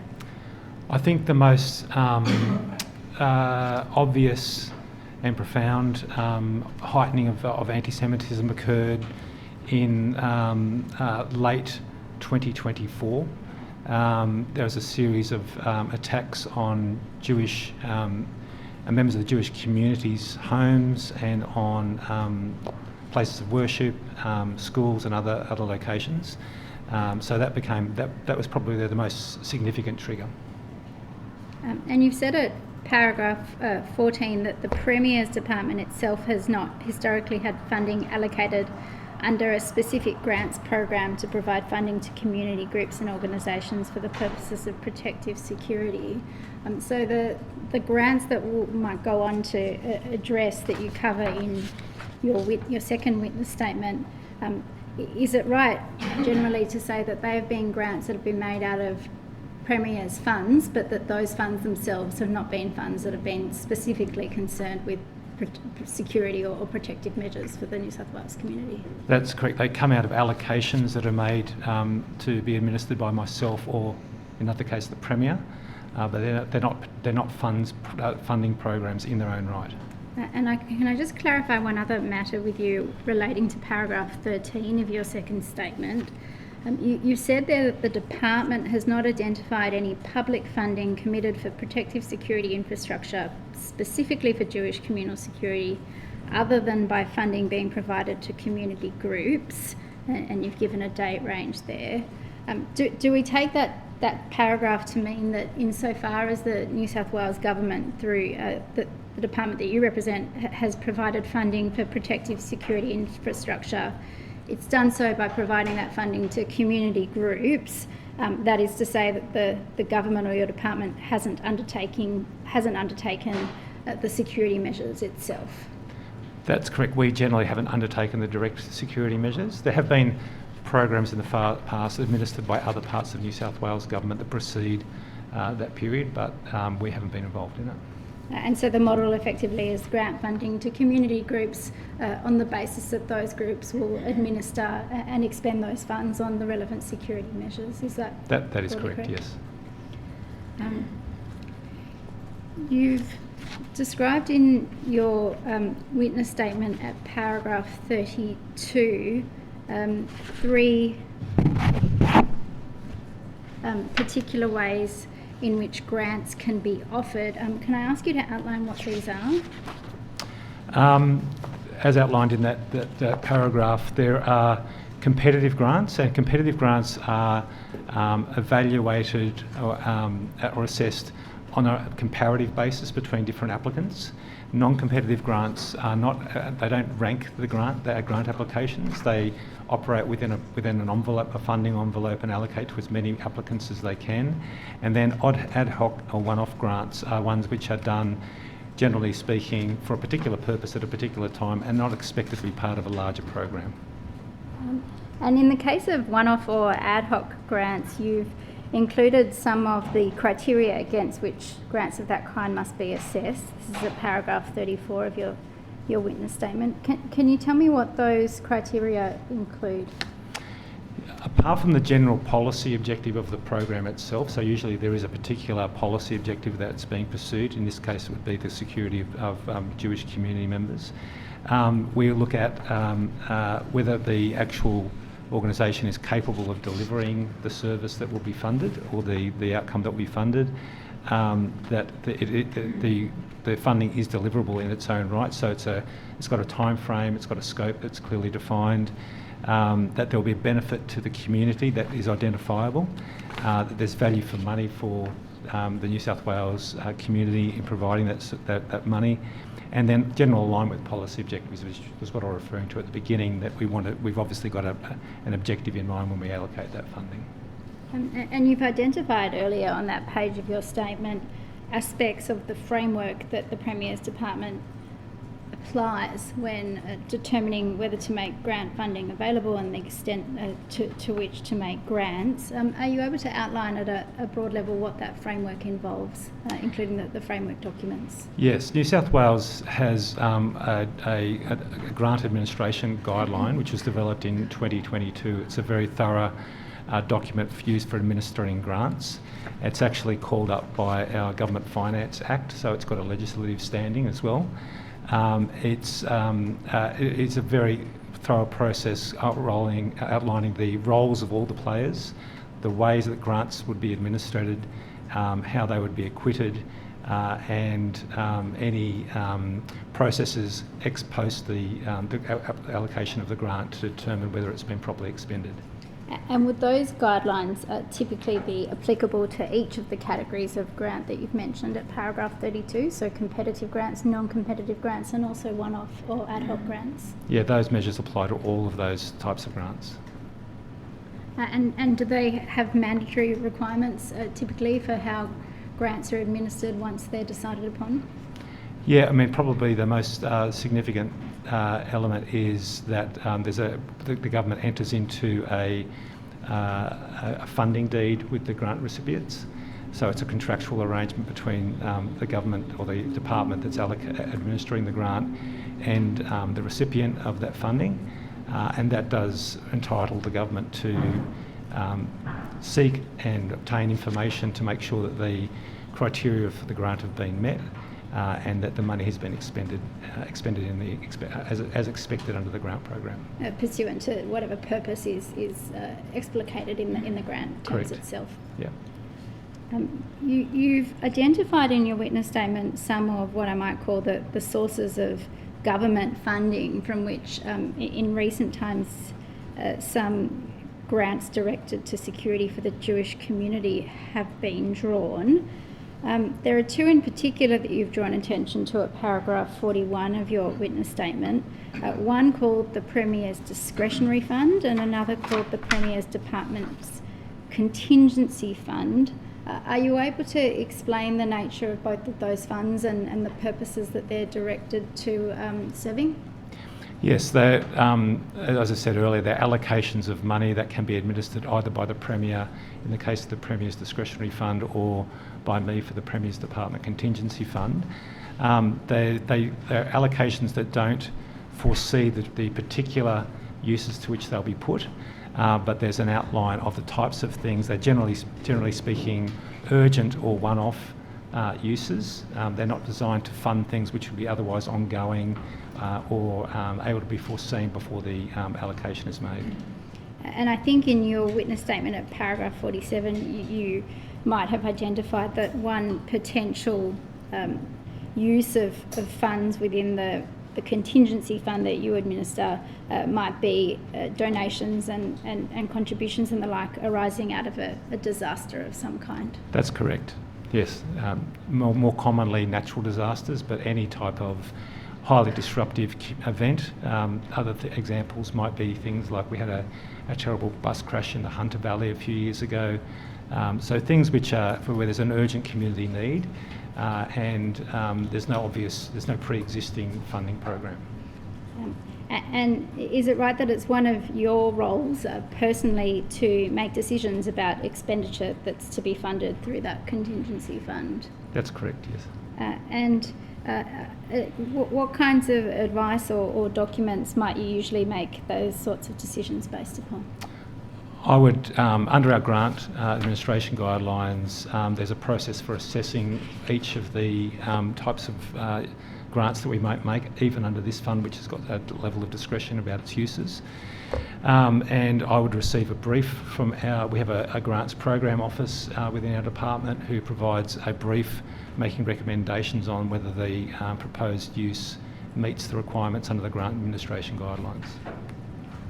And how do those processes differ from the processes that might apply to disbursements that come out of the Premier's Discretionary Fund? They're the same. They're the same. Is it right that in relation to both of those funds, that is the Premier's Discretionary Fund and the Contingency Fund that you make decisions in relation to, are all of the funding requests for funding from those funds in the nature of one-off or ad hoc requests for funding? That's correct. They're not really designed to fund, as I said, things that can be foreseen or that are ongoing. And I think at paragraph 59, you've identified the total annual funding available in the Premier's Discretionary Fund. Can you indicate what that is and also how that it might relate to the amount of funding available typically in the Contingency Fund? Yeah, the Premier's Discretionary Fund has $2.3 million available in it per annum, and the Premier's Department Discretionary Fund, Premier's Department Contingency Fund has $5 million available. And is there any sort of flexibility on an ongoing basis in terms of the threshold funding available in each of those funds? Yeah, look, if we got to the point where those funds had been exhausted, but there was still urgent needs that need to be satisfied, we would seek an arrangement with New South Wales Treasury and the Treasurer to effectively top up those allocations. Could I take you please to paragraph 77 of your witness statement, and you'll note that there are some redacted portions of that that I won't be taking you to. Between the 7th of October of 2023 and the 22nd of June of 2026, what was the amount that the Premier's Department committed in funding grants for the improvement of Jewish community security in New South Wales? In total, it was $2,463,597. And that amount, as you understand it, was drawn from, in aggregate, one or both of the PDF and the contingency fund that you've been describing? Yes, between those two funds. I might just take you through some of those grants. In subparagraph 1, you've referred to having personally, I think, approved a grant of around $338,000 from the contingency fund for the increase in security services for the Jewish community between the 7th of December 2024 and the 14th of January 2025. I just want to ask you, in relation to that grant, was there any significance in the start date to your understanding? The start date was really related to when the Jewish Board of Deputies and the Community Security Group had needed to start increasing their funding because of the anti-Semitic attacks that had been happening over that period. And they were anti-Semitic attacks in New South Wales only, or in other parts of Australia as well? I believe there were attacks in Victoria at the time. I've got less knowledge of those, but they were certainly happening in New South Wales. And you've noted that the application in relation to this particular grant had a particular request for security for Hanukkah festivities over the course of that particular period. Was that an aspect that fed into your decision making in relation to approving the requested monies? Yeah, so you had a coincidence of the attacks and the upcoming Hanukkah period, and the concerns held by the Jewish Board of Deputies about the potential for those attacks to go beyond what had been, in some cases, attacks on properties to attacks that might occur in more public places where festivals were occurring. And then you'll see in subparagraph 2 of 77, you've referred to a further grant for $340,000 that was approved by the Premier from the Premier's discretionary fund to the New South Wales Jewish Board of Deputies. Now, without asking you about the particular matters that were able to be funded under that grant, are you able to comment on the timing of it? That is, what was it that might have prompted the grant to be made at that particular time? It was designed to extend the funding that had been originally allocated back in December, and to take that through to a longer period, because over that period Hanukkah had passed by then, but the rate of anti-Semitic attacks had accelerated over that period, and we were confident that, and advised by the Jewish Board of Deputies, that funding was going to be needed to be continued. And then again, there's some redactions at paragraph 3, but at a high level, is it the case that in early 2025 a grant was approved for around $109,000, which included various security measures, both with respect to an individual and with respect to a Jewish communal building? That's correct, yes. And in assessing whether to approve that particular grant, at a high level, are you able to outline what factors the department or perhaps yourself took into account? We were taking advice from those closest to the Jewish community and the management of security in the Jewish community, and we received advice that there was particular concerns about that particular place of worship and the particular individual that was supported through that. So we were really responding to the advice we received. And in relation to the providers of that advice, can I take it that that included New South Wales Police and other law enforcement agencies? It's really, and that's correct, and that's generally the case. We would be speaking to certainly the Jewish Board of Deputies and sometimes the Community Security Group, CSG, and definitely New South Wales Police. And particularly New South Wales Police, to understand what their own taskings were able to cover and what they weren't able to cover. So in some cases we were supplementing the support that the police were already offering.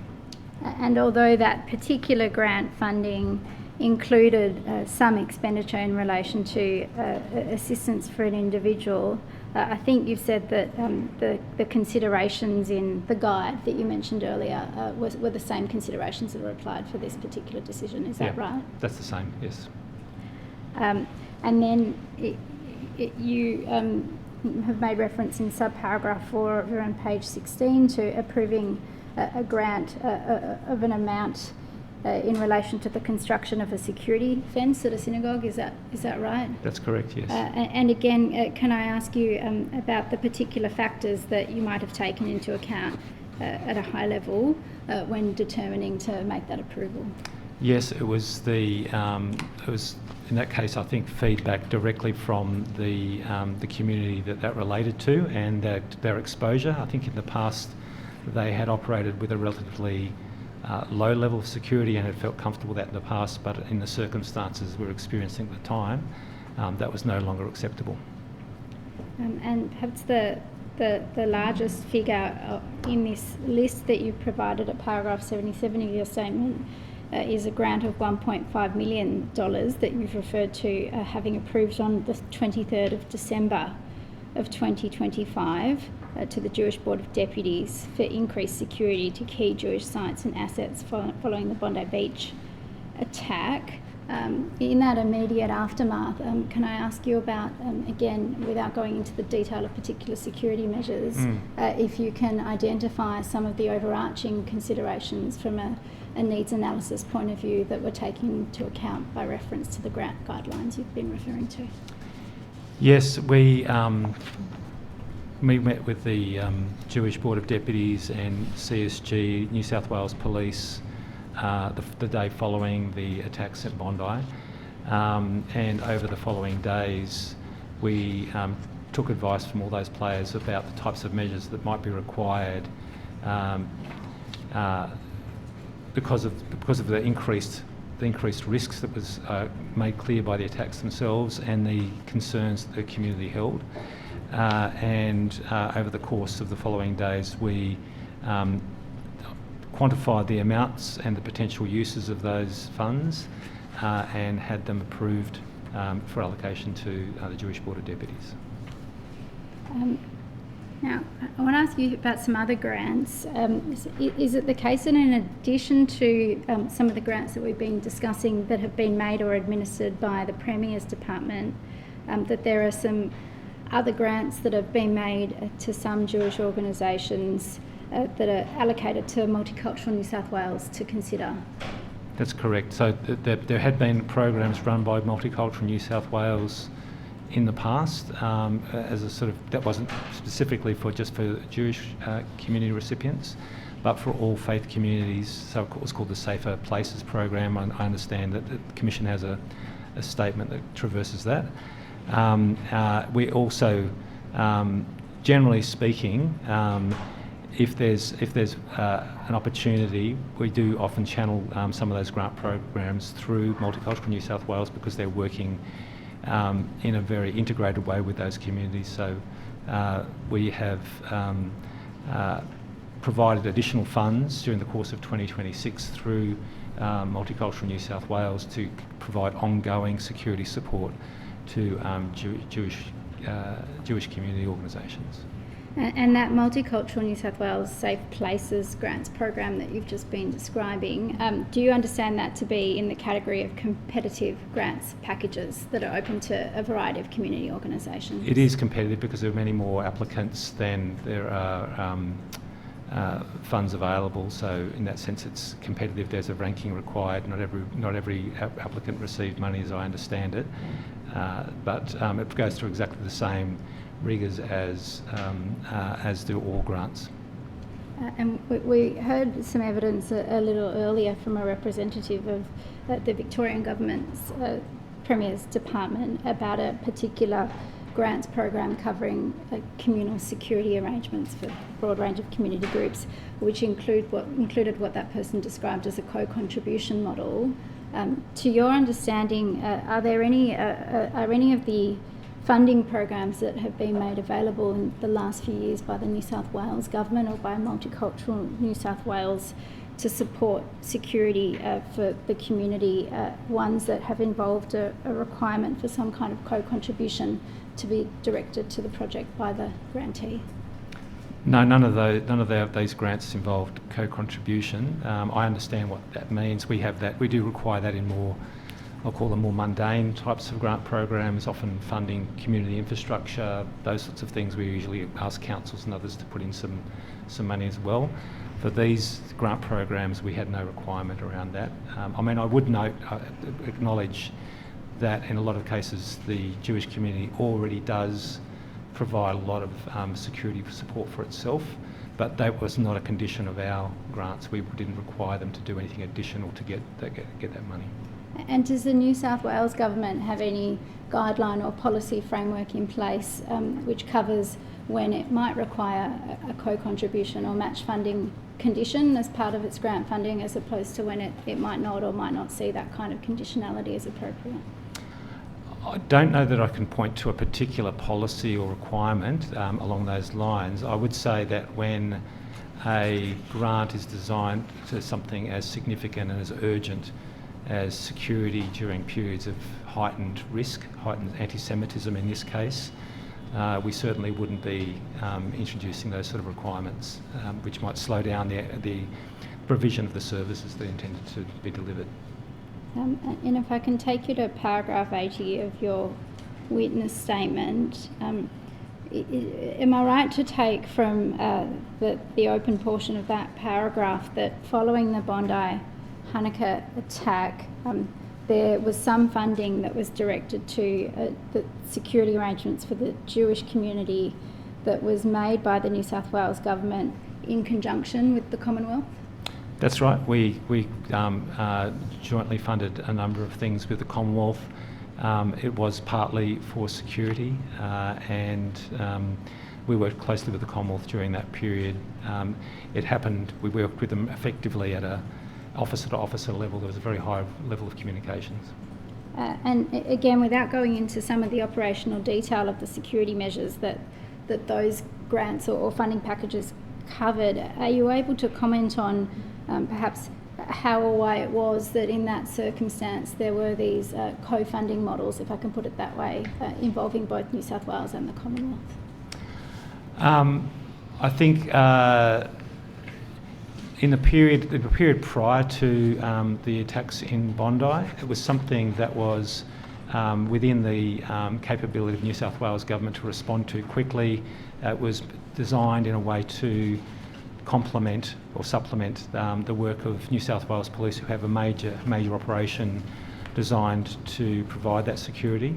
But after the Bondi attack, I think it was regarded as something as so significant, nationally significant, the Commonwealth Government offered to contribute to those funding arrangements to make sure that there was no shortfalls in any way.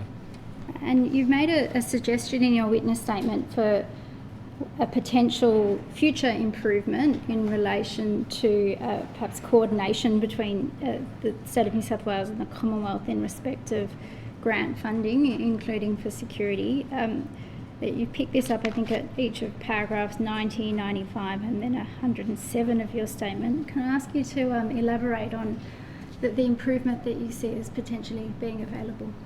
Yeah, I think you can see from the evidence I've given and the other evidence that the Commission has received that the funding for these purposes does often come from different parts of government within our government. It comes from state government and the Commonwealth Government, it's often, in a lot of these cases, it was being delivered with great urgency. So the ability to be able to see what other funding was already available, and to make sure that whatever we were contributing was aligned with and added to the funding being provided by other parties. So some sort of register to be able to see the total picture of the funding that's available. I think that would be very helpful to both us as a state government, probably helpful too to the Commonwealth. I think we'd be able to move even more quickly than we did in those occasions. Having said that, we did move very quickly in making sure those funds were available. And I think you've outlined in your statement that at least over the last period of a couple of years, the department's targeted funding, perhaps as opposed to competitive grants funding, of security for the Jewish community has been on an ad hoc basis from the funds you've identified that are established to be responsive to unanticipated or emerging needs of various kinds. Do you think that kind of ad hoc funding capability of the New South Wales Premier's Department ought to be retained to enable that capability to be directed to similar needs going forward? Yeah, I mean, by its nature, it's designed to deal with the unforeseen and the urgent. And so I think it's really important to have that available, but to the extent that we are aware of needs that are much more foreseeable, then I think it makes sense to put some of those into a more programmatic funding arrangement. And I think you've said in your witness statement that that the department's current thinking is that the agile mechanisms that the Premier's Fund and the contingency fund that you've identified provide might be accompanied by a more sustainable community-focused grant program. Has the department developed any model as yet for what that kind of more sustainable program could look like? There have been allocations of funds during the course of this year that are moving towards that. I would say actually that the model we had prior to the attacks in Bondi and prior to some of the other anti-Semitic attacks that were being administered through Multicultural New South Wales were of that nature. So they were defined funds allocated every year for the purposes of safer places, particularly places of worship and associated places. So that's the sort of thing that we have had them in the past, but I think in light of our experience over the last couple of years, I think we will be turning our minds to putting other arrangements in place as well. And something else that you've suggested there may be value in developing, and this is at paragraph 97 of your statement, pre-agreed funding packages for terrorist incidents. Can you elaborate on what you have in mind there? There's a very good and proven model in natural disaster recovery. So there's a thing called the disaster recovery funding arrangements that the Commonwealth oversees and largely funds, and that works with states. So that program often does have recovery packages pre-agreed, pre-designed for natural disasters, and we use those very regularly. They haven't up until now included the types of events that happened in Bondi, the attacks that happened in Bondi in December last year, but that's the sort of thing you could imagine being put in place to respond to terrorist events as well. You've commented on coordination between the New South Wales Government and the Commonwealth, and now I want to ask you something particular about coordination between the Premier's Department and other portfolios within the New South Wales Government. Does that typically occur in terms of determining any grant funding that the various portfolios within the New South Wales Government might be looking at approving?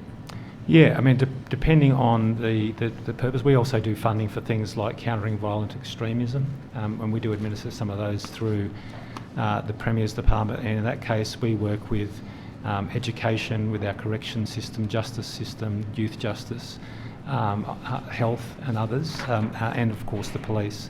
So there's a highly coordinated approach when it comes to certain types of programs and funding. In the circumstances that we faced after the attacks in Bondi, we moved more quickly, we took advice of police and others, but that was sort of to address the need at the time. And at paragraph 84 of your statement, you said that the department, that is the Premier's department, also considers other relevant policy positions. Is that policy positions taken by other portfolios within the government? Yeah, correct. And I think one of the examples there is around things like facilitating faith communities to rapidly do works to improve their security without any hold up through the planning system. And so would that be a policy position in that case taken by the department administered by the Minister for Planning, say? It would be, but it would be something that would be, in my experience, it's something that the whole of government, including the Premier and the Premier's department, would be involved in. And are you able to comment today on the status or the progress of any amendment to planning laws to allow more rapid approvals for the installation of safety features at places of worship? There's different mechanisms under the planning laws, and usually it's complying development is the type of arrangement that's generally put in place for those uses, and I understand that has been used for a number of places of worship. Thank you. Commissioner, I have no further questions for the witness. Yes, thank you, Ms Phillips. Ms Cowan. Just 2 minutes, briefly. Mr Draper, when you were asked about the accuracy of your second statement dated 15 July 2026, can I just, for complete correctness, draw your attention at paragraph 68 of that statement. Is it correct that there's a cross-reference there that should be a cross-reference to paragraph 34? That's correct. And at paragraph 77(2), should the word directors instead read deputies? Correct. It's Jewish Board of Deputies, not the Jewish Board of Directors. And the only other matter, Mr Draper, in reference to paragraph 13 of your statement, Counsel Assisting asked you whether we should take that paragraph to mean that insofar as the New South Wales Government, through the department you represent, has provided funding for protective security infrastructure, it's done so by providing that to community groups. That is, the government or your department hasn't undertaken the security measures itself, and you explained that's correct. We haven't undertaken the direct security measures. Should that evidence and what you say at paragraph 13 be understood in the context of what you also say in paragraph 11 about the way in which you've approached the topic in this statement about funding, that is, that doesn't incorporate the funding, paragraph 12, that doesn't incorporate the funding or money committed by the government itself for protective security, such as through police resources? That's correct, yes. Thank you, Royal Commissioner. Yes. Anything arising? Nothing arising, Commissioner. Thank you, sir. You are excused.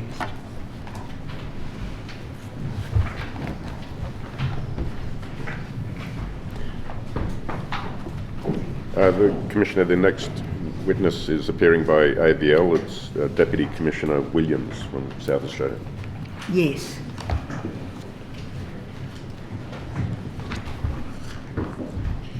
Ms Williams, will you be making an oath or an affirmation? Oh, thank you. Do you swear by Almighty God that the evidence you shall give will be the truth, the whole truth, and nothing but the truth? Please say I do.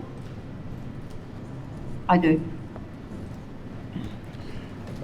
Commissioner, at some point during the evidence of the Deputy Commissioner, I will ask for the hearing room to be closed, but I think we can make a start in open session. Yes, very well. Deputy Commissioner, please state your full name. Linda Williams. Your address is known to the Commission. You've prepared a witness statement dated the 3rd of June 2026. Yes. Are the contents of that statement true and correct to the best of your knowledge and belief? Yes, they are. Commissioner, I tender the statement. It's stat.899.0074.002. Yes. Yes, the statement will be admitted. Deputy Commissioner, you have some company in the room you're in, is that right? Yes, I'm accompanied by representatives from the Crown Solicitor's Office and the Office of General Counsel for South Australia Police. Thank you. You were appointed to the rank of Deputy Commissioner on the 21st of July 2015? Yes. You have 46 years of policing experience, including operational service across Adelaide and decades of experience in senior executive and command roles. Yes. You are the South Australian Police Committee representative on the Australia-New Zealand Counter-Terrorism Committee. That's correct. And you're chair within that framework of the Technical and Scientific Response Subcommittee, is that right? Yes. You have operational responsibility for developing and the governance and implementation of counter-terrorism strategies, policies and capabilities so far as they apply in South Australia, is that right? As far as they apply to South Australian Police. Now, in your statement in paragraph 19, you've indicated that South Australia Police recognise that pressures on resources can emerge during periods of heightened threat or increased community concern, particularly where sustained visible policing, specialist intelligence functions or prolonged protective security measures are required. Have these resourcing pressures existed in relation to South Australian Police's capability to provide sustained visible policing to Jewish community sites in South Australia? No, we balance the need of resources depending on the issues that we're facing at different times. So we rebalance our resources to adjust our deployments as required. And so, as required, or as you express in your statement in paragraph 19, to adjust deployments to meet priority risks, is that right? Yes, that's correct. And do you agree it's necessary in order to identify priority risks appropriately and accurately that data on sectors of the community who are facing particular kinds of abuse or attack should be available? Yes, data in conjunction with other information, yes. And the other information is includes on-the-ground reports to police? Yes, it does, and also the community relationships we have with various communities. Now, just in terms of the way that the South Australia Police record incidents reported to the police in their data management systems, how is it that, if at all, how is it that incident reporting can account or identify for hate-related crimes, whether it be anti-Semitic or Islamophobic or other types of hateful motivations of incidents? There are multiple pathways ranging from our records management system that collates data regarding incidents reported to us that fit within a crime type, and then there is information that's recorded of an informative or intelligence nature within various platforms as well. So, is it the case that the South Australia Police maintain a database in which they can record, firstly, the fact that a reported incident appears to be a hate crime, and secondly, the motivation of those who engage in the hateful behaviour? No, our system relies on doesn't have a specific classification of hate crime. It has the SHIELD system, our records management system, classifies crime occurrences on the basis of the current legal framework in South Australia. So that may be offences that range from assaults, stalking, various forms of harassment, threats, under the various crime categories, unless it's something like a specific offence under section, I think it's 32B of the Summary of Offences Act, with posting particular symbols or publishing particular symbols, which obviously relate to anti-Semitic material. I see. So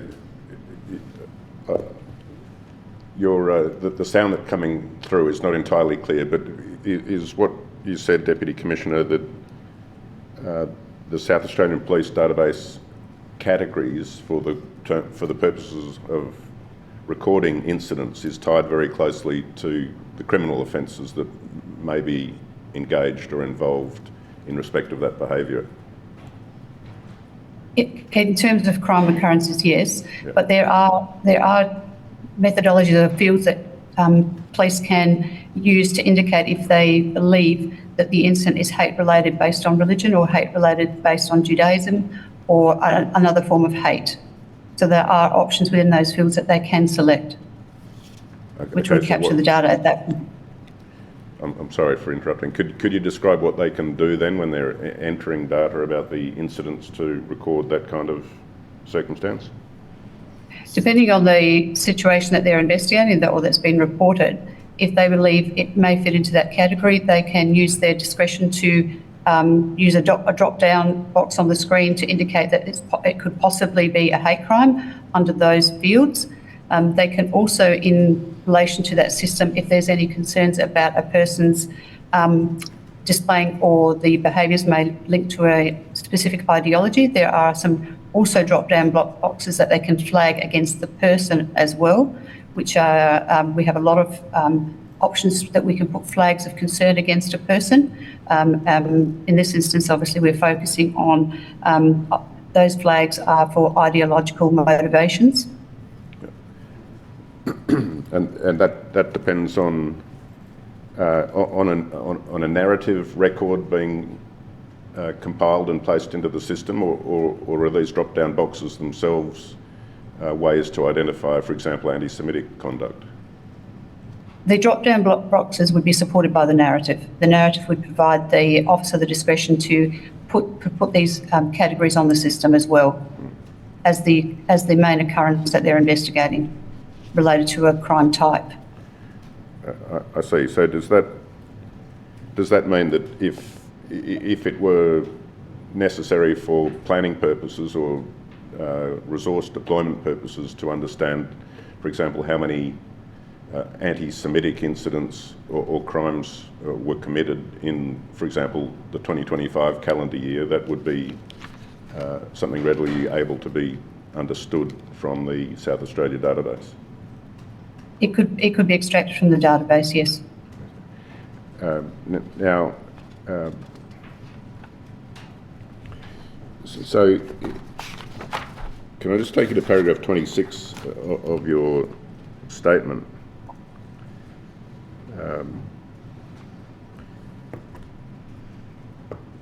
You refer generally in 24 to 26 to the monitoring of hate-related incidents. What are the steps that are taken practically within the police to monitor hate-related incidents? Well, one of them is the data that's collected. The other is in terms of community sentiment. We obviously refer to the ASIO threat assessment as the seminal document in terms of threat and risk in the community. And then we've also look at what's occurring in our own community, and that can be informed by information coming in, intelligence. It can also be informed by community sentiment that's shared through other forums and community engagement with different groups within our communities.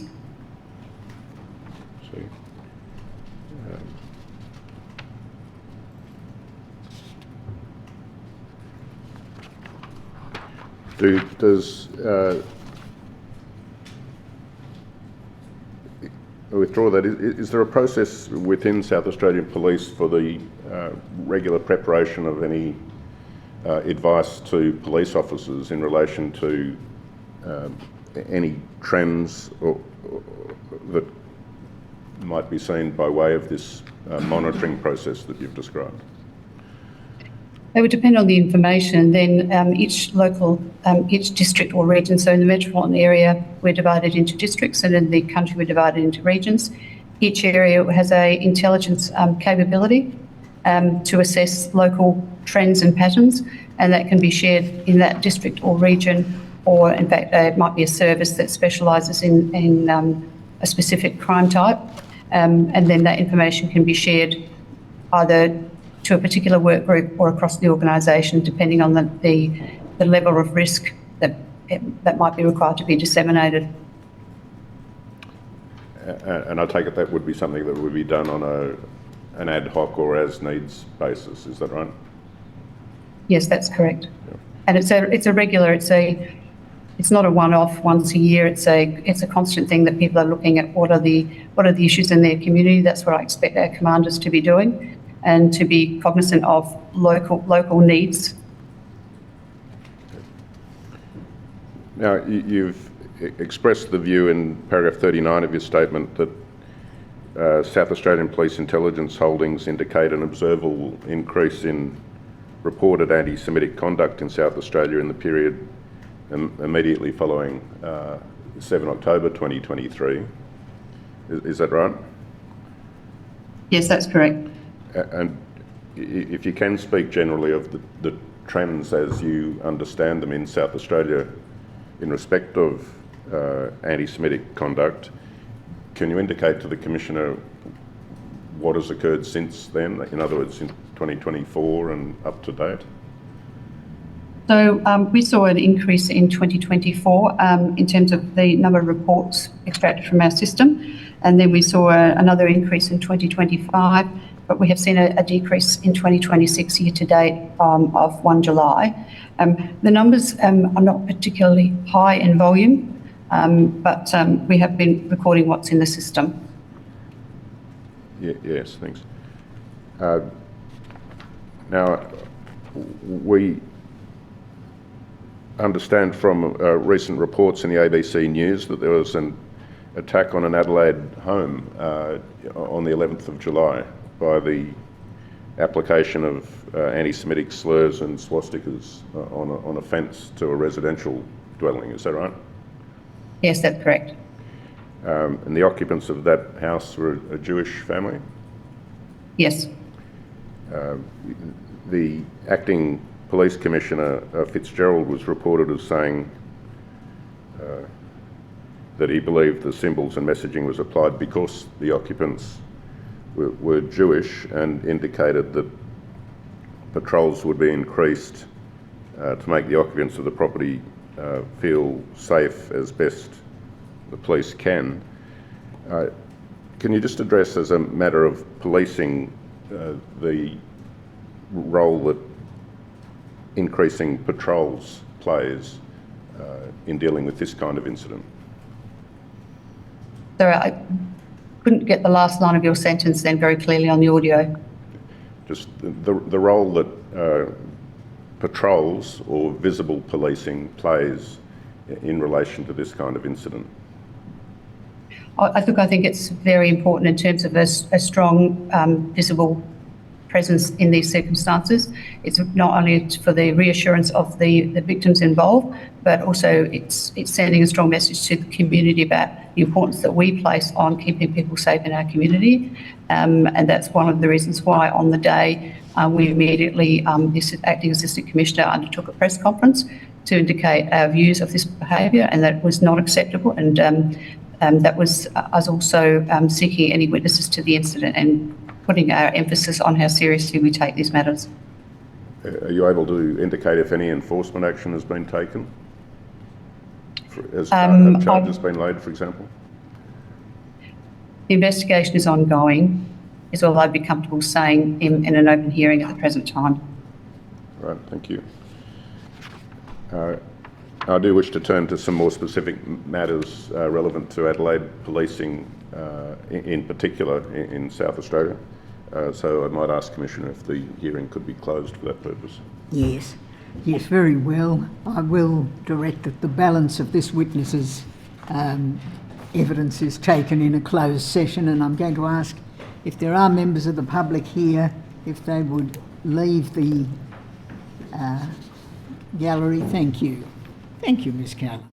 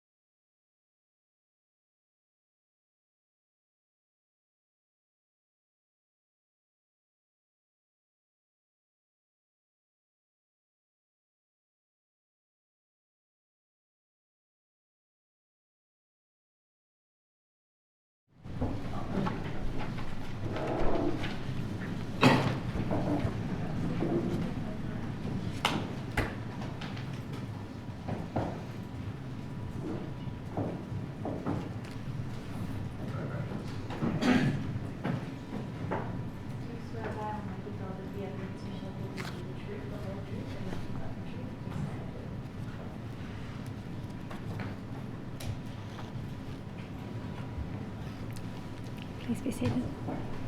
And can you please state your full name? My name is Suzanne Catherine Evans. And your address is known to the Royal Commission. And is it right that you are a commander of the Australian Federal Police, currently with a role in ACT policing? That's correct, yes. You prepared a witness statement for the Royal Commission dated the 4th of June 2026, is that correct? Yes, please. Does that statement remain true to true and correct to the best of your knowledge and belief? Yes, it does. Commissioner, I tender that statement. It has doc ID STA.0150.0001.0001.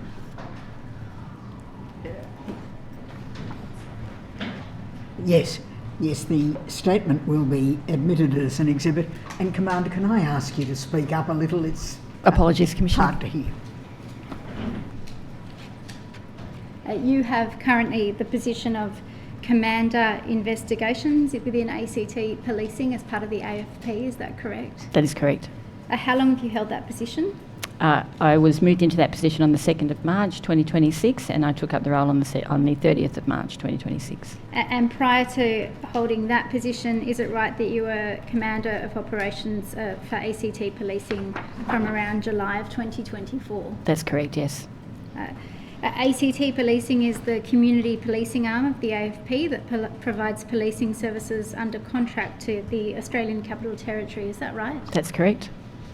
And I think you've explained in your statement that the policy positions that are adopted by ACT Policing reflect those that have been set by the ACT government, and that the ACT Policing functions are subject to oversight of the ACT government, is that right? That's correct.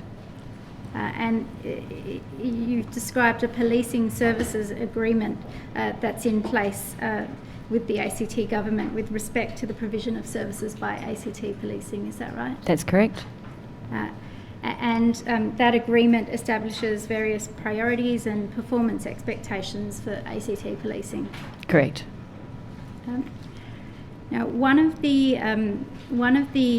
ACT government priority policy objectives identified in the policing services agreement that you've included with your witness statement is to strengthen the safety of public places, venues and events. Does that sound right to you? Correct. And I think you've identified in your witness statement that anti-Semitism is not explicitly identified within the policing services agreement. Correct. You've referred in your statement to a September 2025 ministerial direction outlining some priority focus areas for ACT policing. Yes, I have.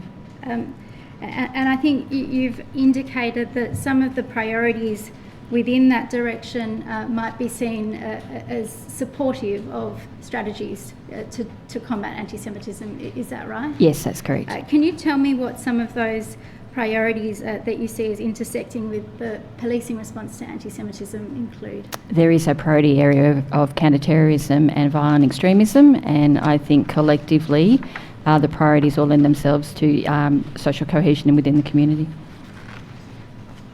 You've included some information within your witness statement around some training initiatives that have been implemented within ACT Policing. Do you recall that? Yes. And you've identified that the ACT Policing Security Intelligence Unit has delivered some training in relation to hate speech. Is that correct? Yes. And you've identified that in terms of that particular presentation, it mentions to some extent anti-Semitism as it relates to hate speech, but that's not the focus of that presentation. That is correct, yes. And I think you've referred to some consultation that's taken place within ACT Policing with respect to some targeted anti-Semitism training. Correct. Are you able to... Might I just interrupt for one brief moment? The witness, I think, is of the understanding that we are now in closed session, whereas I understand that we are in open session. She's been advised that this would all be conducted in closed. There's no reason why the questioning of Ms. Phillips at the moment need to be done in closed session, but I just wish to make the witness aware that we are in open court at the moment. Yes, thank you for that. You understand, as I apprehend it, there are parts of your statement which should not be the subject of evidence in public, and I expect at a certain point Ms Phillips will indicate that to me, and I will then make a direction to close the hearing room, and I will direct non-publication of the evidence, but that has not yet happened. Thank you, Commissioner. Yes. Thank you. I think I was just asking you about the identification of the potential for undertaking some targeted anti-Semitism training within ACT policing. That's correct. Are you able to indicate what consultations have suggested in relation to the potential utility of that kind of training? So we're making some inquiries with the Special Envoy for Anti-Semitism in relation to delivery of some webinars to ACT policing members. We are working with members of the Canberra Jewish community and the Sydney Jewish Museum and some academics in relation to development of some further training that we can deliver to our members. And is that the kind of consultation that you have made reference to in paragraph 15 of your witness statement that's being undertaken through ACT Policing's Vulnerable Persons and Community Engagement Portfolio? That's correct, yes. And you've identified at paragraph 16 of your statement some intentions for this training, I think, as and when it has been developed. Can you tell me what some of those intentions might include? They are to uplift the skills, knowledge and capabilities of our workforce and to make sure that we have a shared and consistent understanding across the workforce and collaboration between our various regions in the investigation and the response to this. And do you know whether there's a target delivery timeframe in place for that kind of training at the moment? Not as yet. We are still in the processes of developing and deciding on the content of the training. Have any milestones been met in terms of a prediction or no, a projection not as to as when yet. that might be rolled out? Not as yet, no. Do you think that might be a good idea to put some timeframes around the process? Indeed. I want to ask you some general questions before we close the hearing room about the ACT. Just bear with me. No, I'm sorry, Commissioner. I think there might be a convenient time to close the hearing room. Yes, very well. Well, I'm not sure if there are members of the public in the public gallery. If there are, I'd ask them to leave, and I would be grateful if the door to the hearing room could be closed. We will now move into a closed hearing that is subject to a non-publication order under the provisions of the Act.